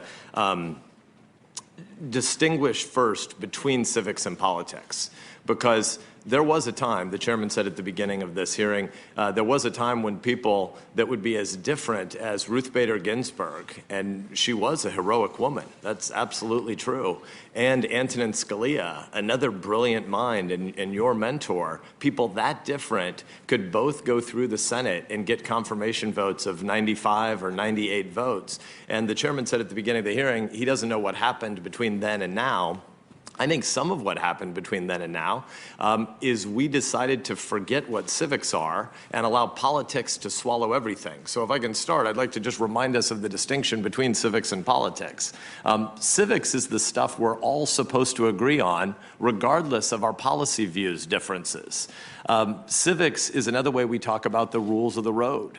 Civics 101 is the stuff like Congress writes laws, the executive branch enforces laws, courts apply them. None of that stuff should be different if you're a Republican or a Democrat or a Libertarian or a Green Party member. This is basic civics. Civics is the stuff that all Americans should agree on, like religious liberty is essential. People should be able to fire the folks who write the laws, and the voters can't fire the judges. Judges should be impartial. This is just Civics 101. Politics is different. Politics is the stuff that happens underneath civics. Civics is the overarching stuff we as Americans agree in common. Politics is the subordinate, less important stuff that we differ about.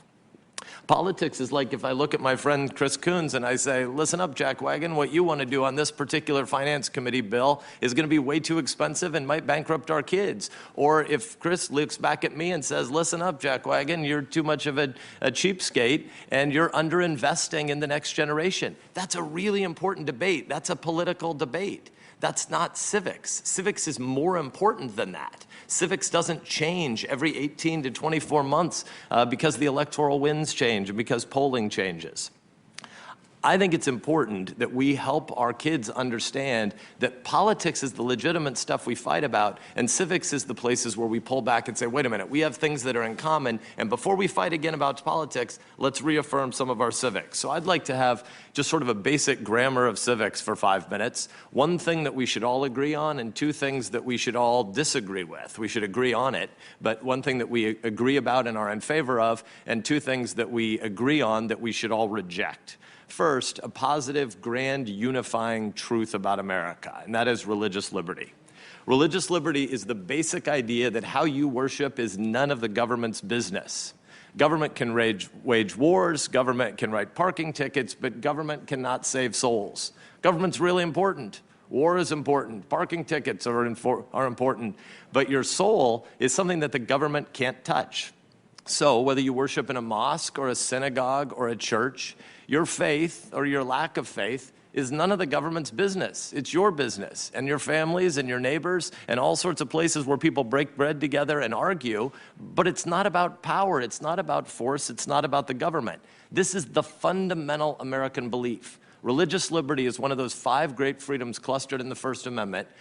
Religion, speech, press, assembly, and protest. These 5 freedoms that hang together, that are the basic pre-governmental rights, are sort of civics 101 that we all agree on well before we ever get to anything as relatively inconsequential as tax policy.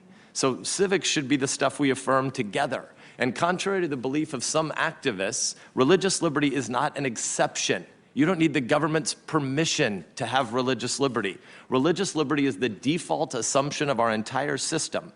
And because religious liberty is the fundamental 101 rule in American life, we don't have religious tests.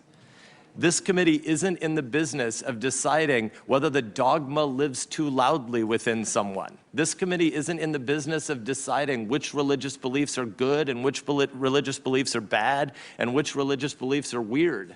And I just want to say, as somebody who's self-consciously a Christian, we got a whole bunch more really weird beliefs. Forgiveness of sins, the virgin birth, resurrection from the dead, eternal life. There are a whole bunch of really, really crazy ideas that are a lot weirder than some Catholic moms giving each other advice about parenting. And yet there are places where this committee has acted like it's the job of the committee to delve into people's religious communities. That's nuts. That's a violation of our basic civics. That's a violation of what all of us believe together. This is not a Republican idea. It is not a Democrat idea. It's a Democrat idea and a Republican idea, but more fundamentally, it's an American idea. And the good news is, whether you think your religious beliefs might be judged wacky by someone else, it's none of the business of this committee to delve into any of that in this context. Because in this committee and in this Congress and in this constitutional structure, religious liberty is the basic truth. And whatever you or I or Judge Barrett believe about God isn't any of the government's business. We can all believe in that in common. We should all reaffirm that in common. And that should be on display over the course of the next 4 days in this committee. Now, a couple of terms that all of our 8th graders should know as things we should reject in common. And again, shared rejection, not Republican versus Democrat or Democrat versus Republican, but a shared American rejection. And the first is this: judicial activism. Judicial activism is the idea that judges get to advocate for or advance policies even though they don't have to stand for election before the voters and even though they have lifetime tenure. Judicial activism is the really bad idea that tries to convince the American people to view the judiciary as a block of progressive votes and conservative votes, Republican justices and Democratic justices. This is the confused idea that the Supreme Court is just another arena for politics. When politicians try to demand that judicial nominees, who are supposed to be fair and impartial, when politicians try to get judicial nominees to give their views on cases or to give their views on policies, to try to get them to pre-commit to certain outcomes in future court cases, we are politicizing the courts, and that is wrong. That is a violation of our oath to the Constitution. Likewise, when politicians refuse to give answers to the pretty basic question of whether or not they want to try to change the number of justices in the court, which is what court packing actually is, when they want to try to change the outcome of what courts do in the future by trying to change the size and composition of the court, that is a bad idea that politicizes the judiciary and reduces public trust. On the other hand, depoliticizing the court looks a lot like letting courts and judges do their jobs and the Congress do our jobs. You don't like the policies in America? Great, elect different people in the House and in the Senate and in the presidency. Fire the politicians at the next election. But voters don't have the freedom to fire the judges. Therefore, we should not view judges, and we should not encourage judges or the public to view them as ultimately politicians who hide behind their robes. The antidote to judicial activism is originalism. Originalism, also known as textualism, is basically the old idea from 8th grade civics that judges don't get to make laws. Judges just apply them. An originalist comes to the court with a fundamental humility and modesty about what the job is that they're there to do. An originalist doesn't think of herself as a super legislator whose opinions will be read by angels from stone tablets in heaven. Judicial activism, on the other hand, is the bad idea that judges' black robes are just fake, and truthfully, they're wearing red or blue partisan jerseys under there. We should reject all such judges. And so today, when we have a nominee before us, we should be asking her questions that are not about trying to predetermine how certain cases will be judged. And a final term that we should be clear about, I mentioned earlier, but I think it's worth underscoring, is we should underscore what is court packing. Court packing is the idea that we should blow up our shared civics, that we should end the deliberative structure of the Senate by making it just another majoritarian body for the purposes of packing the Supreme Court.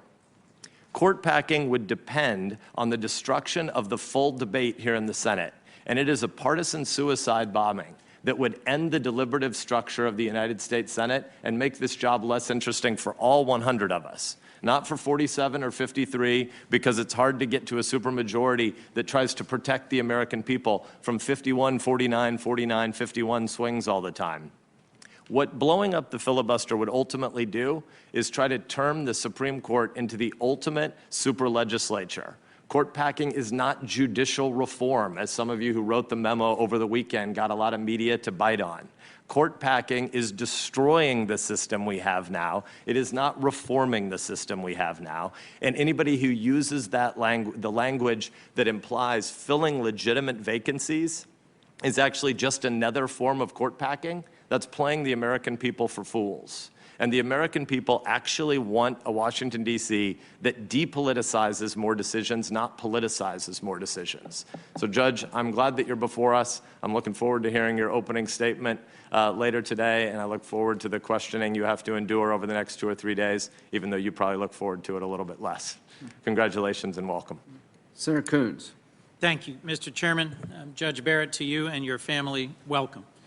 Over the past weeks, I've been flooded with calls, texts, emails from Delawareans.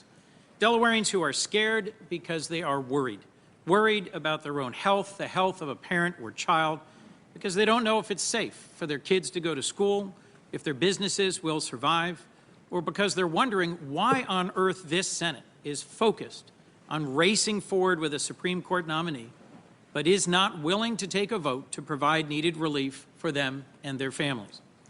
It is an understandable question when we're in the midst of a devastating global pandemic in which more than 210,000 Americans have died, more than 7 million have been infected and have a new pre-existing condition, why there were just 300,000 new cases this week. And today, more than 25 million Americans are collecting unemployment. This is an ongoing national emergency, and as an exercise in civics, not politics, we in Congress should be working day and night to deliver them that relief. Instead, my colleagues are barreling forward with a confirmation hearing that's distracting from our responsibility to our constituents and threatens to further tear our nation apart. Mr. Chairman, as you know, we're just 22 days from an election. There is no precedent, despite my colleagues' lengthy and I think hypocritical lecture about the history. There is no precedent in our nation's history for confirming a Supreme Court nominee by the Senate this close to a presidential election, in which a majority of states are already voting. In fact, 6 million Americans have voted. This process flies in the face of the very rule Republicans set themselves in 2016, when they refused, as a matter of politics, not of civics, to even consider a highly qualified nominee, Judge Merrick Garland, 9 months before an election, simply because it was an election year. And Mr. Chairman, in 2018, you went a step further and said, if an opening on the Supreme Court came up in the last year of President Trump's term, you would wait until the next election and let the voters decide. So what changed? Sadly, nothing. Nothing except the fact that this time, President Trump and his allies in the Senate saw a chance in Justice Ginsburg's untimely passing to shift the balance of the Supreme Court for decades to come, and that will have consequences in the real lives of millions of Americans. Proceeding with this confirmation today is wrong. And if I could, to my colleague who just spoke, religious liberty, I agree, is foundational to our civics and our republic. And I and my colleagues will focus, Judge Barrett, on your legal writings, your opinions, your articles, your speeches as a law professor and judge. And I think when we do that, we will conclude the ways in which you may serve as a justice will do irreparable harm. I think proceeding with this nomination in this way at this time will also do harm to what remaining trust we have in each other, to the Senate as a whole, and potentially to the court itself. As if all of this weren't reason enough for us to delay, we're proceeding despite having 2 members of this committee who've contracted the virus. That's why the Senate's out of session today. That's why all of us, when not speaking, are wearing masks. That's why the distance between us. In light of all of this, in light of the stresses on our country, I think this rushed, hypocritical, partisan process should not proceed. But instead we are. So let me try and help explain to those who've reached out to me why and why it matters. Centrally, it's this. President Trump has promised over and over and over again that he would repeal the Affordable Care Act. He ran on that promise, but despite his very best efforts, he's failed. My Republican colleagues here and in the House have voted over and over and over to repeal the Affordable Care Act since it was passed a decade ago. But thankfully for the people of our nation and my state, they too have been unsuccessful. And yet today, to make good on this promise, to achieve what they could not accomplish through the democratic process, they're looking to the courts, in fact, to the court. They're looking to this nominee. President Trump explicitly promised anyone he nominated to the Supreme Court would do the right thing and be a vote to overturn the Affordable Care Act. And just 1 week after the upcoming election, the Supreme Court will hear a case in which the Affordable Care Act is at issue and where the Supreme Court will hear argument that supports the Trump administration and the Trump's Department of Justice position to strike down this landmark law. So let me be clear. Just a week after the upcoming election, the Trump administration will be telling the Supreme Court to tear down the very law that provides health care protections in the middle of an ongoing pandemic. Judge Barrett, you've publicly criticized the Supreme Court's past decisions upholding the Affordable Care Act, and I think that is appropriately at issue in the days to come. The President knows this, and it's one reason why he and my colleagues are rushing to have this confirmation just in time to hear the administration's challenge to the Affordable Care Act. I don't think this is a coincidence. It's beyond ironic that this administration, which has failed to respond to this pandemic, is rushing through a judge they believe will vote to strip away health care protections. Today, because of the Affordable Care Act, insurance companies cannot discriminate against women for being women. They cannot charge more. They cannot treat pregnancy as a pre-existing condition. I cannot think of a sharper irony as we consider the legacy of Justice Ginsburg, who dedicated her life to fighting for gender equality. It also prevents insurance companies from charging any with pre-existing conditions more, so Americans no longer have to worry about going bankrupt because of an unexpected illness or accident. Don't take my word for it. Listen to the voice of Carrie, who's behind me to my right.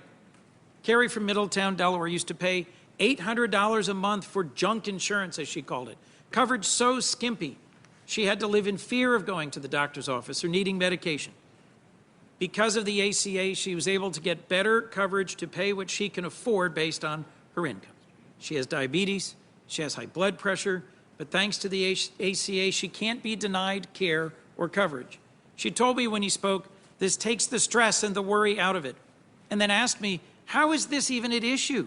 Wasn't that settled years ago? Carrie's right. She should have the peace of mind that you can care for yourself and your family if you get sick. I've heard so many more stories from Delaware. Just over my shoulder here is Debbie from Newcastle, a self-employed small business owner who receives her health insurance through the marketplace. Her pre-existing condition requires her to attend physical therapy and doctor's appointments multiple times each month. Without the ACA, insurance companies would have charged her more because of her condition, and she wouldn't be able to afford her medical bills and support her small business. There's Barb Slater from Newark, Delaware, who was diagnosed with scleroderma 4 years ago. After losing her employer-sponsored health insurance, she was able to find new coverage in the marketplace thanks to the Affordable Care Act. My inbox and the inbox of all my colleagues are filled with stories like Carrie's, Debbie's, Barb's, and they highlight the breadth of what the ACA means to the American people. The ability of young people to stay on their family's insurance, lower out-of-pocket costs for seniors' prescriptions, the elimination of lifetime caps. These protections are on the line in the ballot and on the docket of the Supreme Court. And it's not just the ACA at risk. Judge, I'm deeply concerned about ways in which your approach to something that may sound abstract to folks watching stare decisis or precedent, that means your approach to reviewing and reconsidering and possibly overturning long-settled cases may overturn some of the very principles for which Justice Ginsburg fought her entire adult life, principles that protect settled fundamental rights for all Americans. What might this mean? Cases like Griswold versus Connecticut that establish married couples have a right to obtain and use contraception in the privacy of their own home may be in danger of being struck down. It means cases like Roe versus Wade, which protects a woman's right to make her own critical health care decisions, may be on the line. And it means Obergefell versus Hodges, which made marriage equality the law of this land, could be overruled. Just a day after we celebrated Coming Out Day nationally, stripping LGBTQ individuals of what Justice Kennedy memorably called equal dignity in the eyes of the law. This is what I believe is at stake with this nomination. Judge Barrett, you will be deciding cases that have real daily impacts on the lives of millions of Americans. They deserve to understand why President Trump nominated you and what consequences your decisions may have on them and their lives.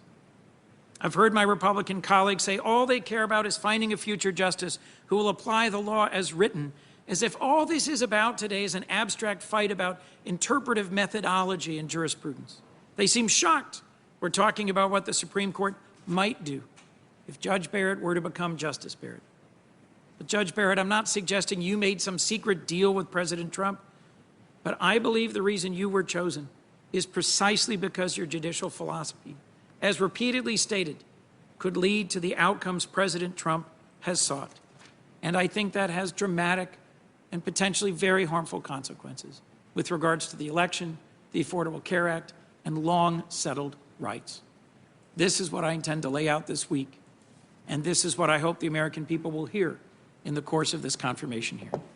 Thank you, Mr. Chairman. Thank you, Senator Coons. For planning purposes, I think I talked to Senator Feinstein. We will go to Senator Hawley, Blumenthal, and Tillis.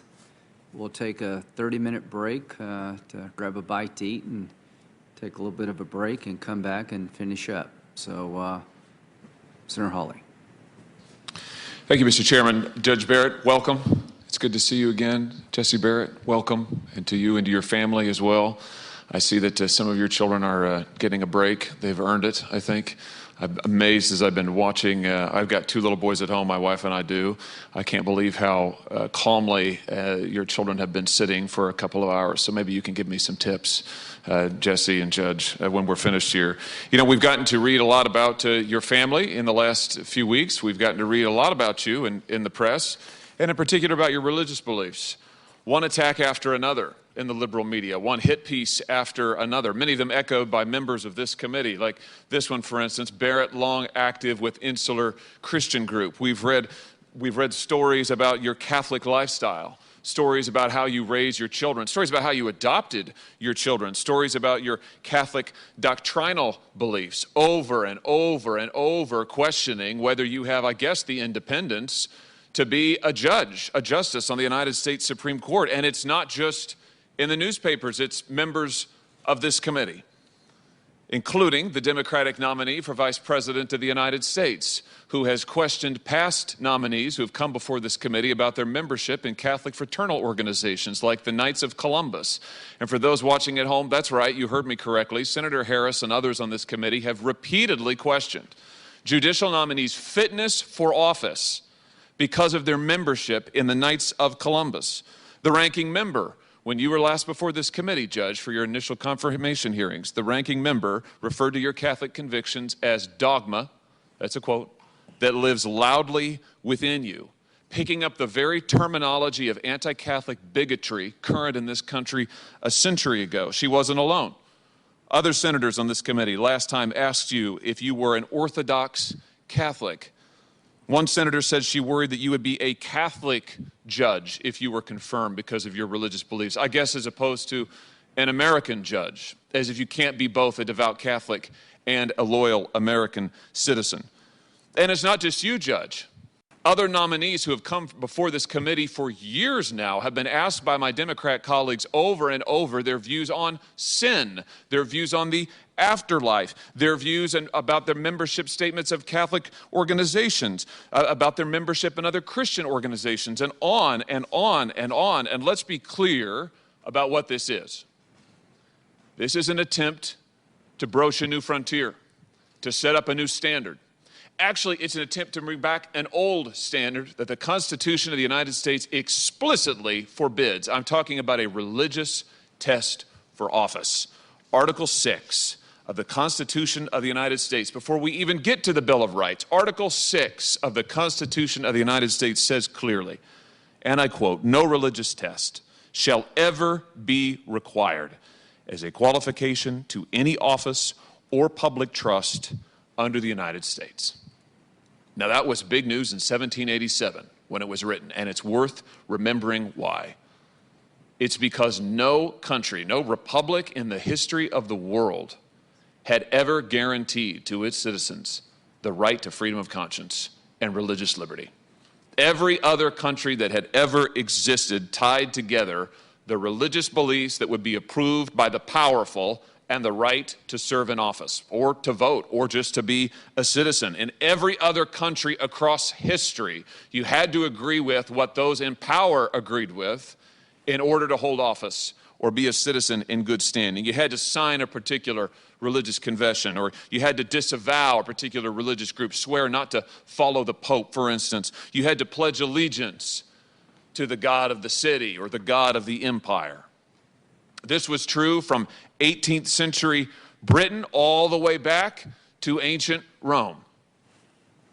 And so when our founders put Article 6 into the Constitution of the United States, they were making a very deliberate choice. They were breaking with all of that past history, and they were saying in America it would be different. In the United States of America, we would not allow the ruling class to have veto power over your faith, over what Americans believed, over who we gathered with to worship and why and where and how.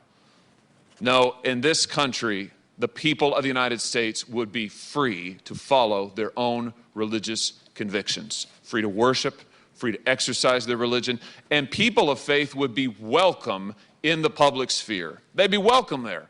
They'd be welcome without having to get the approval of those in power, like those on this committee. They would be welcome to come and to bring their religious beliefs to bear on their lives, on their office, and all that they do, so long, of course, as they were peaceful citizens who followed the law. Religious people of all backgrounds would be welcome in public life, and no person in power would be able to control what the American people, any American citizen, thought or believed or who they worshiped. This freedom of conscience and religious liberty undergirds all of our other rights. because it tells the government that it cannot tell us what to think or who we can assemble with or how we can worship or what we can say. And that's why Article 6 is there even before we get to the Bill of Rights and the First Amendment. But this bedrock principle of American liberty is now under attack. That is what is at stake when we read these stories attacking Judge Barrett for her faith. That is what is at stake when my Democratic colleagues repeatedly question Judge Barrett and many other judicial nominees about their religious beliefs, about their religious membership, about their religious practices, about their family beliefs and practices. That is an attempt to bring back the days of the religious test. That is an attempt to bring back the veto power of the powerful over the religious beliefs and sincerely held convictions of the American people. And that is what is at stake in this confirmation hearing. Judge Barrett is a Catholic. We all know that. She's a devout Catholic. We all know that.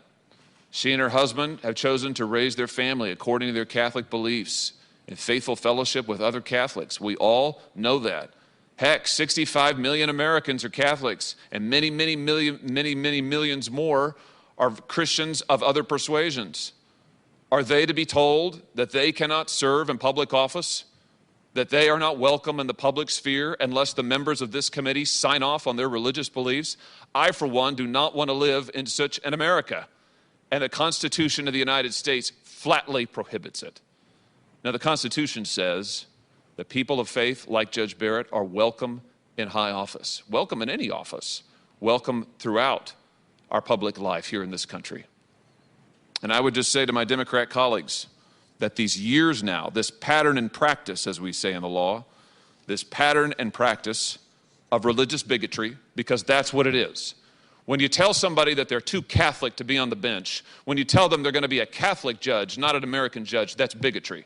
The pattern and practice of bigotry from members of this committee must stop. And I would expect that it be renounced. Now, I just heard my colleague, Senator Coons, make a reference to an old case, the Griswold case, which I can only assume is another hit at Judge Barrett's religious faith, referring to Catholic doctrinal beliefs. I don't know what else it could be, since no one has challenged this case. It is not a live issue and hasn't been for decades. This is the kind of thing I'm talking about, and this is the sort of attacks that must stop. I look forward, Judge Barrett, to getting to the chance to speak with you further about your legal credentials, about your legal views, about your approach to the law and your judicial philosophy. But I hope that one thing that this confirmation process will stand for in the end, I hope when we look back at the confirmation hearings for Judge Amy Barrett, soon I hope to be Justice Amy Barrett, one thing we will say is that was the time, that was the year that the attempt to bring back religious tests for office was finally stopped. Thank you, Mr. Chairman. Senator Blumenthal. Thank you, Mr. Chairman. Judge Barrett, and to your family, welcome to the committee. I want to introduce you to one of my constituents, Connor Kern of Ridgefield, Connecticut. He is 10 years old, and he suffers from Duchenne muscular dystrophy. It is a horrible, incurable disease. It slowly deprives children of the strength and their ability to move. Eventually, it robs them of their lives. The costs of providing Connor's care are astronomical, but for Connor and his family, it is worth every penny. Connor is a superhero, but he's always had a real sidekick. He's had the protection of the Affordable Care Act. It has shielded him and his family from arbitrary caps on coverage that would have cut off his care when it became too expensive. It has protected Connor from losing insurance because of this insidious disease that he never caused and chose. The Affordable Care Act has given his family a measure of relief, of hope, of peace. They still worry about Connor's health, but not their coverage or its costs. Connor and millions of others like him are why I will oppose your nomination. Your nomination is about the Republican goal of repealing the Affordable Care Act, the Obamacare they seem to detest so much. It's about people like Connor, protections for people with pre-existing conditions, tax credits that make health insurance more affordable, bans on charging women more simply because they are women. That's what my Republican colleagues have been fighting to repeal for the last decade. They voted dozens and dozens of times to repeal the Affordable Care Act, and they have challenged it twice unsuccessfully in the United States Supreme Court. And each time they failed, but now, just 1 week after the election, as you know, the fate of the Affordable Care Act will be again in the hands of the United States Supreme Court. Republicans have turned again to the court to try to achieve judicially what they cannot achieve legislatively. President Trump has vowed that any judge he nominated would pass the very strong test, his words, and that they would strike down the Affordable Care Act. Judge Barrett, in all honesty, you have auditioned for this job through your academic writing and judicial opinions, and you've passed that test. In fact, you've stated twice in effect that you would have voted to strike down the Affordable Care Act had you been a justice at the time. You've been vetted, you've been screened by the Trump administration and special interests who want an activist judge.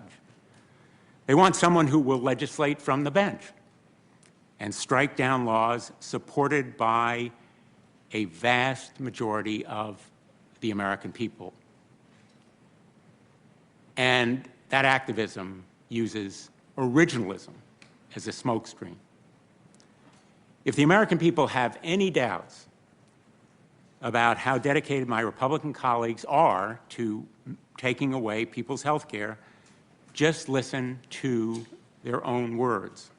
They've been remarkably candid and forthright. Senator Graham, our chairman, has said, "You can't repair this monstrosity," I'm quoting, "you can't repair this monstrosity called Obamacare. You have to tear it down and start over." Senator Ernst has said, quote, "I support immediate action to repeal Obamacare and replace it." Senator Cornyn, "It's time to repeal and replace." Senator Tillis, "Repeal Obamacare. Let's end this disaster." And President Trump himself has said, "We want to terminate Obamacare." Millions of Americans, more than 130 million, have a pre-existing condition: asthma, heart disease, diabetes, cancer, Parkinson's, pregnancy, and now, by the cruelest of ironies, COVID-19. COVID-19, the cause of this pandemic, now is a pre-existing condition that could prevent millions of Americans from being covered by health care. Stripping health care from millions of Americans during a pandemic, that's really what is at stake in the Republican lawsuit, now before the Supreme Court, and in this nomination. And sadly, it's not just the Affordable Care Act that's at stake. It's a woman's right to decide when and how to have a family, control over her own body. An activist judge on the bench doing what Congress could not do would also strike down common sense gun safety laws. Connecticut has been at the forefront on gun violence protection. On gun safety, Judge, you acknowledged that your dissenting opinion in Kern sounds kind of radical, that's because it is. But if your views on the Second Amendment are adopted by the Supreme Court, it would imperil common sense state laws like Connecticut's all around the country. Today, we ought to be working on improving American health care. We ought to be fighting COVID-19, which has infected 8 million Americans and killed more than 215,000. We should be producing a national testing strategy, instituting effective contact tracing, and securing sufficient PPE. We ought to be providing assistance to the millions of Americans who have lost their job and face economic hardship and heartbreak. President Trump has failed to do any of it. Instead, he and our Republican colleagues are riveted on rushing a judge through this sham process, dropping everything else. President Trump's failure to act will likely lead to 55,000 additional deaths, 55,000 additional Americans lost over just the next 3 months. Senate Republicans are refusing to address American health care or COVID-19 or economic relief because they care more about putting an extremist ideological judge on the bench and not just on the Supreme Court. I've learned as a senator that there are very few unwritten rules, very few written rules, I should say, in this place. But there is one very important unwritten rule. Keep your word. Republicans have all sorts of excuses for why they are breaking their promise, the promise that they would not confirm a Supreme Court justice during an election year. Each excuse boils down to nothing more than raw political power. They're doing it because they can. But might does not make right. They have boasted they have the votes, but they don't have the American people and they don't have history on their side. The American people want a plan to fight and conquer this disease. They want a plan to put Americans back to work. They want a blueprint for the future, not rolling back rights and turning back the clock. I revere the Supreme Court. I clerked for Justice Harry Blackmun. I've argued cases before the court 4 times. Now I'm really deeply concerned that the Supreme Court is losing the trust and respect of the American people. The authority of the Supreme Court depends on that trust. It has no army or police force to enforce its decisions. The American people follow the Supreme Court's commands, even when they disagree, because they respect its authority. And now, President Trump and the Republican Senate are eroding, indeed destroying, that legitimacy. They've stripped the American people of their say in this process simply to confirm a justice who will strike down in court, legislate from the bench, what they can't repeal in Congress.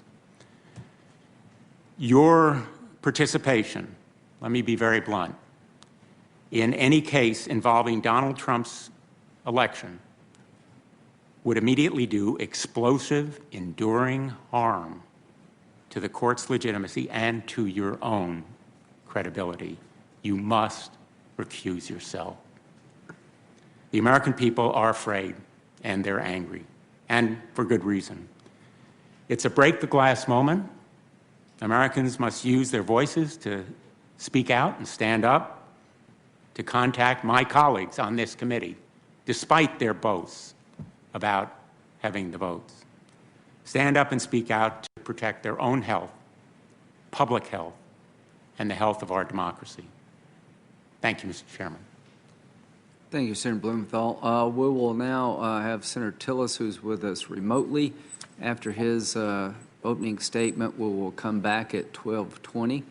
And Senator Hirono, you will be the first one to make a statement. So, Senator Tillis.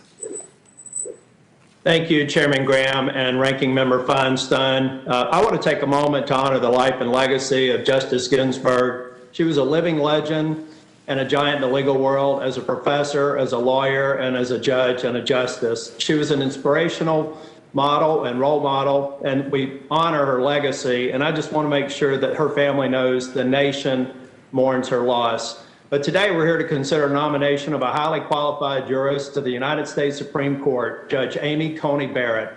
She's a top legal scholar, a professor in the mold of the late Justice Scalia. Her work is widely respected in the legal community, and it's clear why her former students voted her multiple times to be the Distinguished Professor of the Year at the Notre Dame Law School. It's also why every full-time faculty member of Notre Dame Law supports her nomination. Her legal work and teaching have inspired hundreds of young lawyers, especially aspiring female lawyers. She's a remarkable mother. She has 7 beautiful children, and in spite of being busy working as a Seventh Circuit justice, she makes time to be involved in her community. And this nomination is important because it's going to have a lasting impact on our republic. A justice service on the bench involves every important issue facing our constitutional republic. What are the limits of abusive and intrusive government power? What's the proper role of each branch of government? And what are the fundamental protections that our Constitution grants all Americans? These are foundational questions for the Supreme Court, and they consider them every single term. If confirmed, Judge Barrett will be tasked with answering these questions, and I believe she's going to do a great job. But it's not the rights enshrined in the Constitution that's most important. It's the structure of the document itself that ensures our freedom. Justice Scalia understood this. He was fond of saying, every dictator in the world, every president for life has a Bill of Rights. That's not what makes us free. What makes us free is our Constitution. Think of the word Constitution. It means structure. Justice Scalia went on to note the genius of our founding generation is that it dispersed power across multiple departments. The real danger to our constitutional republic is centralization of power in any one part of government. When that happens, liberty dies and tyranny reigns. That's why it's critical that Supreme Court justices maintain the proper role. They decide cases. They don't make policy. In recent decades, the court has drifted towards a trend where it decides majority disputes over policy rather than reserving those decisions for the American people through acting through their elected representatives, people like those of us in the U.S. Senate. Article III judges cannot and should not be policymakers. We've heard many speak today about policy priorities that they'd like an activist court to pass. Several of my colleagues have engaged in fear-mongering and described Judge Barrett's nomination as an end to health care, abortion rights, labor rights, and the list goes on and on and on. These statements are unfair and they're untrue. This week, they'll attempt to have Judge Barrett commit to policy outcomes rather than do the work for that policy outcome in the U.S. Senate. Just last month, while they were falsely claiming Judge Barrett's nomination would bring an end to the protections for pre-existing conditions, every single Democrat on this committee voted against a measure that would do just that. They're failing to do their job, and they want the court to do it for them. My review of Judge Barrett's record convinces me she's not only one of the most qualified individuals ever to be nominated, but she also understands the proper role of the Article III branch. She reaches conclusions dictated by the law, not by personal preference. That's the right thing to do. My Democratic friends decry the idea a nominee has predetermined outcome in mind, while in the same breath, they demand the nominee agree to their preferred outcome of a case. The hypocrisy is incredible. They ignore a central fact. Judge Barrett's rulings aren't meant to be for or against a particular policy outcome. She's not a legislator. That's our job. However, when the minority can't get their bad policies passed in Congress, they turn to the courts to demand that judges interpret the law not as written, but as they prefer. Her opinions simply order the outcome the law dictates. As passed by Congress, a politically accountable branch, nothing more and nothing less. My Democratic colleagues claim they care about the First Amendment, the Fifth Amendment, the 14th Amendment. If they care about our constitutional liberties, then they should care about confirming a judge who understands the proper role of the Supreme Court. Rights granted by none can just as easily be ended by none. To quote Justice Ginsburg, real change, enduring change, happens one step at a time. It doesn't happen by judicial fiat. Judge Barrett understands that principle. She knows the role of the Supreme Court Justice, and she is highly qualified to do this job. Judge Barrett, when I met with you in the Capitol, I asked you to sign 2 pocket constitutions for my 2 granddaughters, and in it you wrote, "Dream big." When they're old enough to understand the significance, I'm going to explain to them that just like Justice Barrett, they can, with hard work and determination, realize their American dream. So for the next few days, when members of this committee mischaracterize your views, their allies in the liberal media are saying terrible things about you and your family, stand tall, stand proud, and stand true. Rely on your faith. I know that you're an inspiration to millions of young women in this country, like my granddaughters, and we're proud of you. Thank you, Judge Barrett, for being with us today. Congratulations on the recognition of your hard work and your character. I look forward to hearing your testimony. Thank you, Mr. Chairman. Thank you, Senator Tillis. We'll be in recess until 12:20. We'll start back with Senator Rono.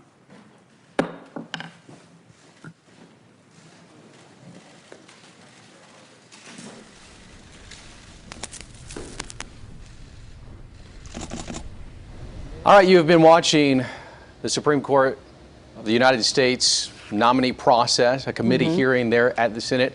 Thank you for hanging out with us on NewsNation Now. I am Aaron Nolan. And I'm Ji Suki. Very interesting. What do you think so far? A lot of discussion about the Affordable Care Act. That's been a concern on the Democratic side. And then we've seen on the Republican side that they're really trying to set a foundation in terms of making sure that people understand that she isn't going to be a policymaker as a judge. Exactly. 15 of 22 senators have spoken. Again, we are in a lunch recess right now until about 12:20. But real quick, to kind of take a look at what this has done, Martin Reddish is a professor at Northwestern. And Martin, thank you so much for joining us here on NewsNation Now. First things first, I want to give your opinion on what you've seen over the last 2.5 hours.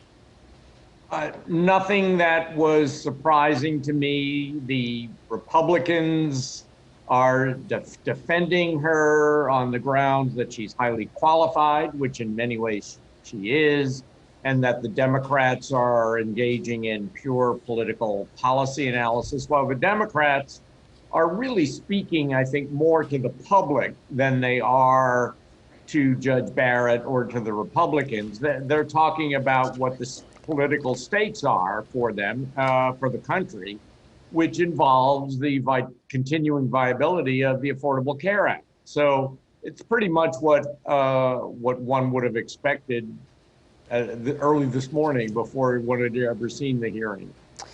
Professor, there's a lot of discussion about judicial philosophy here, 2 different types of philosophies in terms of originalism and judicial activism.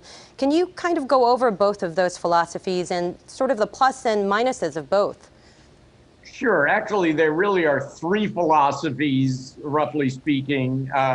Originalism believes that we should interpret the Constitution according to the original meaning of the words as they were understood at the time they were adopted, either in 1789, when the original Constitution was adopted, 1791, when the Bill of Rights was adopted, or 1868, when the post-Civil War, the 13th, 14th, and 15th Amendments were adopted.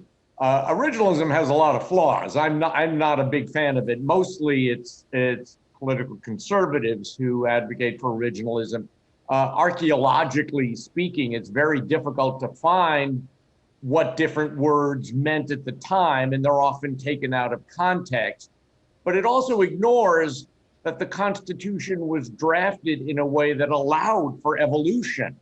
As Chief Justice John Marshall said early in our nation's history, we must never forget it's a constitution we're expounding. And he put the word constitution in italics, meaning it's a constitutive document that has to grow with the changing needs of the times. And that's where judicial activism comes into play. And there are 2 kinds of judicial activism. One is textually bound judicial activism, and the other is pure judicial activism. And the textually bound activism would say it's okay to interpret the Constitution's words in a way that evolve. I mean, the First Amendment right of free expression, for example, can apply to radio and television and movies, even though they didn't exist at the time. There's a non-textual kind of judicial activism that says, I don't care what the words say, we're just going to impose our own views. And I have a great deal of trouble with that position as well. So those are really the alternative theories of interpreting the Constitution. Martin Reddish joins us right now. He's a professor of law and public policy at Northwestern University School of Law. Professor, I want to get your take right now on the Democratic thought process that this is rushed through versus the Republican and the thought process that this is the duty of the president to take this on right now. Well, for a moment, putting aside politics, what the Republicans are doing is shameless hypocrisy. I mean, if one goes back to 4 years ago, when in the last year of President Obama's term, he had nominated an outstanding judge, Merrick Garland of the DC Circuit Court of Appeals. In March of that year, when the election campaign barely began and the Republicans said, oh no, this is an election year, we can't do this.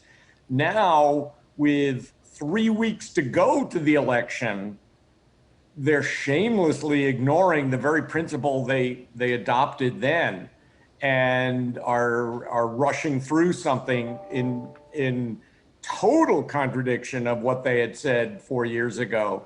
So the Democrats are absolutely right, and regardless of one's politics, the Democrats are absolutely right. There's no rational distinction between what the Republicans said the Democrats shouldn't do and what they're doing. To the extent there's a distinction, the Republicans is far more blatant. I mean, it's just the realities. Well, Professor, I think the Republicans are saying that in this case it's different because of the fact that the president and the Senate are both from the same party this go round. But I did want to ask you if you've had a chance to look over Judge Coney Barrett's law review articles, her judgments, her dissents. In terms of precedent, how staunch is she in sticking to precedent rule? It's a complicated issue, and she is, to her credit, she has recognized that it's a complicated issue. But it seems that what I infer from reading her scholarly writings is that precedent only goes so far. That if the precedent is seriously flawed for one or of many reasons, then she would be willing to ignore it. Before you go, I know you have to get to class there at Northwestern, but I do want to ask you one thing. For folks watching at home, what are the next 3.5 days going to look like, and what should people be looking for in these confirmation hearings? Well, it's mostly theater. What you see is what you get. Judge Barrett is who she is. She's highly qualified as a scholar, as a judge, and no one can dispute that. Her judicial philosophy is quite clear, and elections have consequences. And it's a Republican president making the appointment, and he's putting on someone who has a particular judicial philosophy, and the Democrats are going to try to bring it out, but it's all in the record. It's in her decisions on the Seventh Circuit. It's in her scholarly work. So, and nobody can question her qualifications, I think, other than you differ with her judicial philosophy. All right, Martin Reddish, thank you so much from the Northwestern School of Law. We appreciate that. Again, right now they're in a recess for lunch. They're going to come back about 11:20 Central Time, 12:20 Eastern Time, as they continue basically the first go-round of what will be 4 days of confirmation for Judge Amy Coney Barrett as a justice of the Supreme Court. Yeah, I think we have about 7 more senators to go with 10-minute opening statements, and that's going to account for most of today, just the opening statements. And of course, we will hear from Judge as well, Amy Coney Barrett, coming up too. All right, so we are going to take a quick break here on newsnationnow.com and the NewsNation Facebook page. For about 15 to 20 minutes, we will be back at 11:10 Eastern or 11:10 Central Time, right. 12:10 Eastern Time. It's crazy trying to get all these time zones done, but that's what we're going to do. Again, recess until 12:20 Eastern Time in the Supreme Court nominee hearings.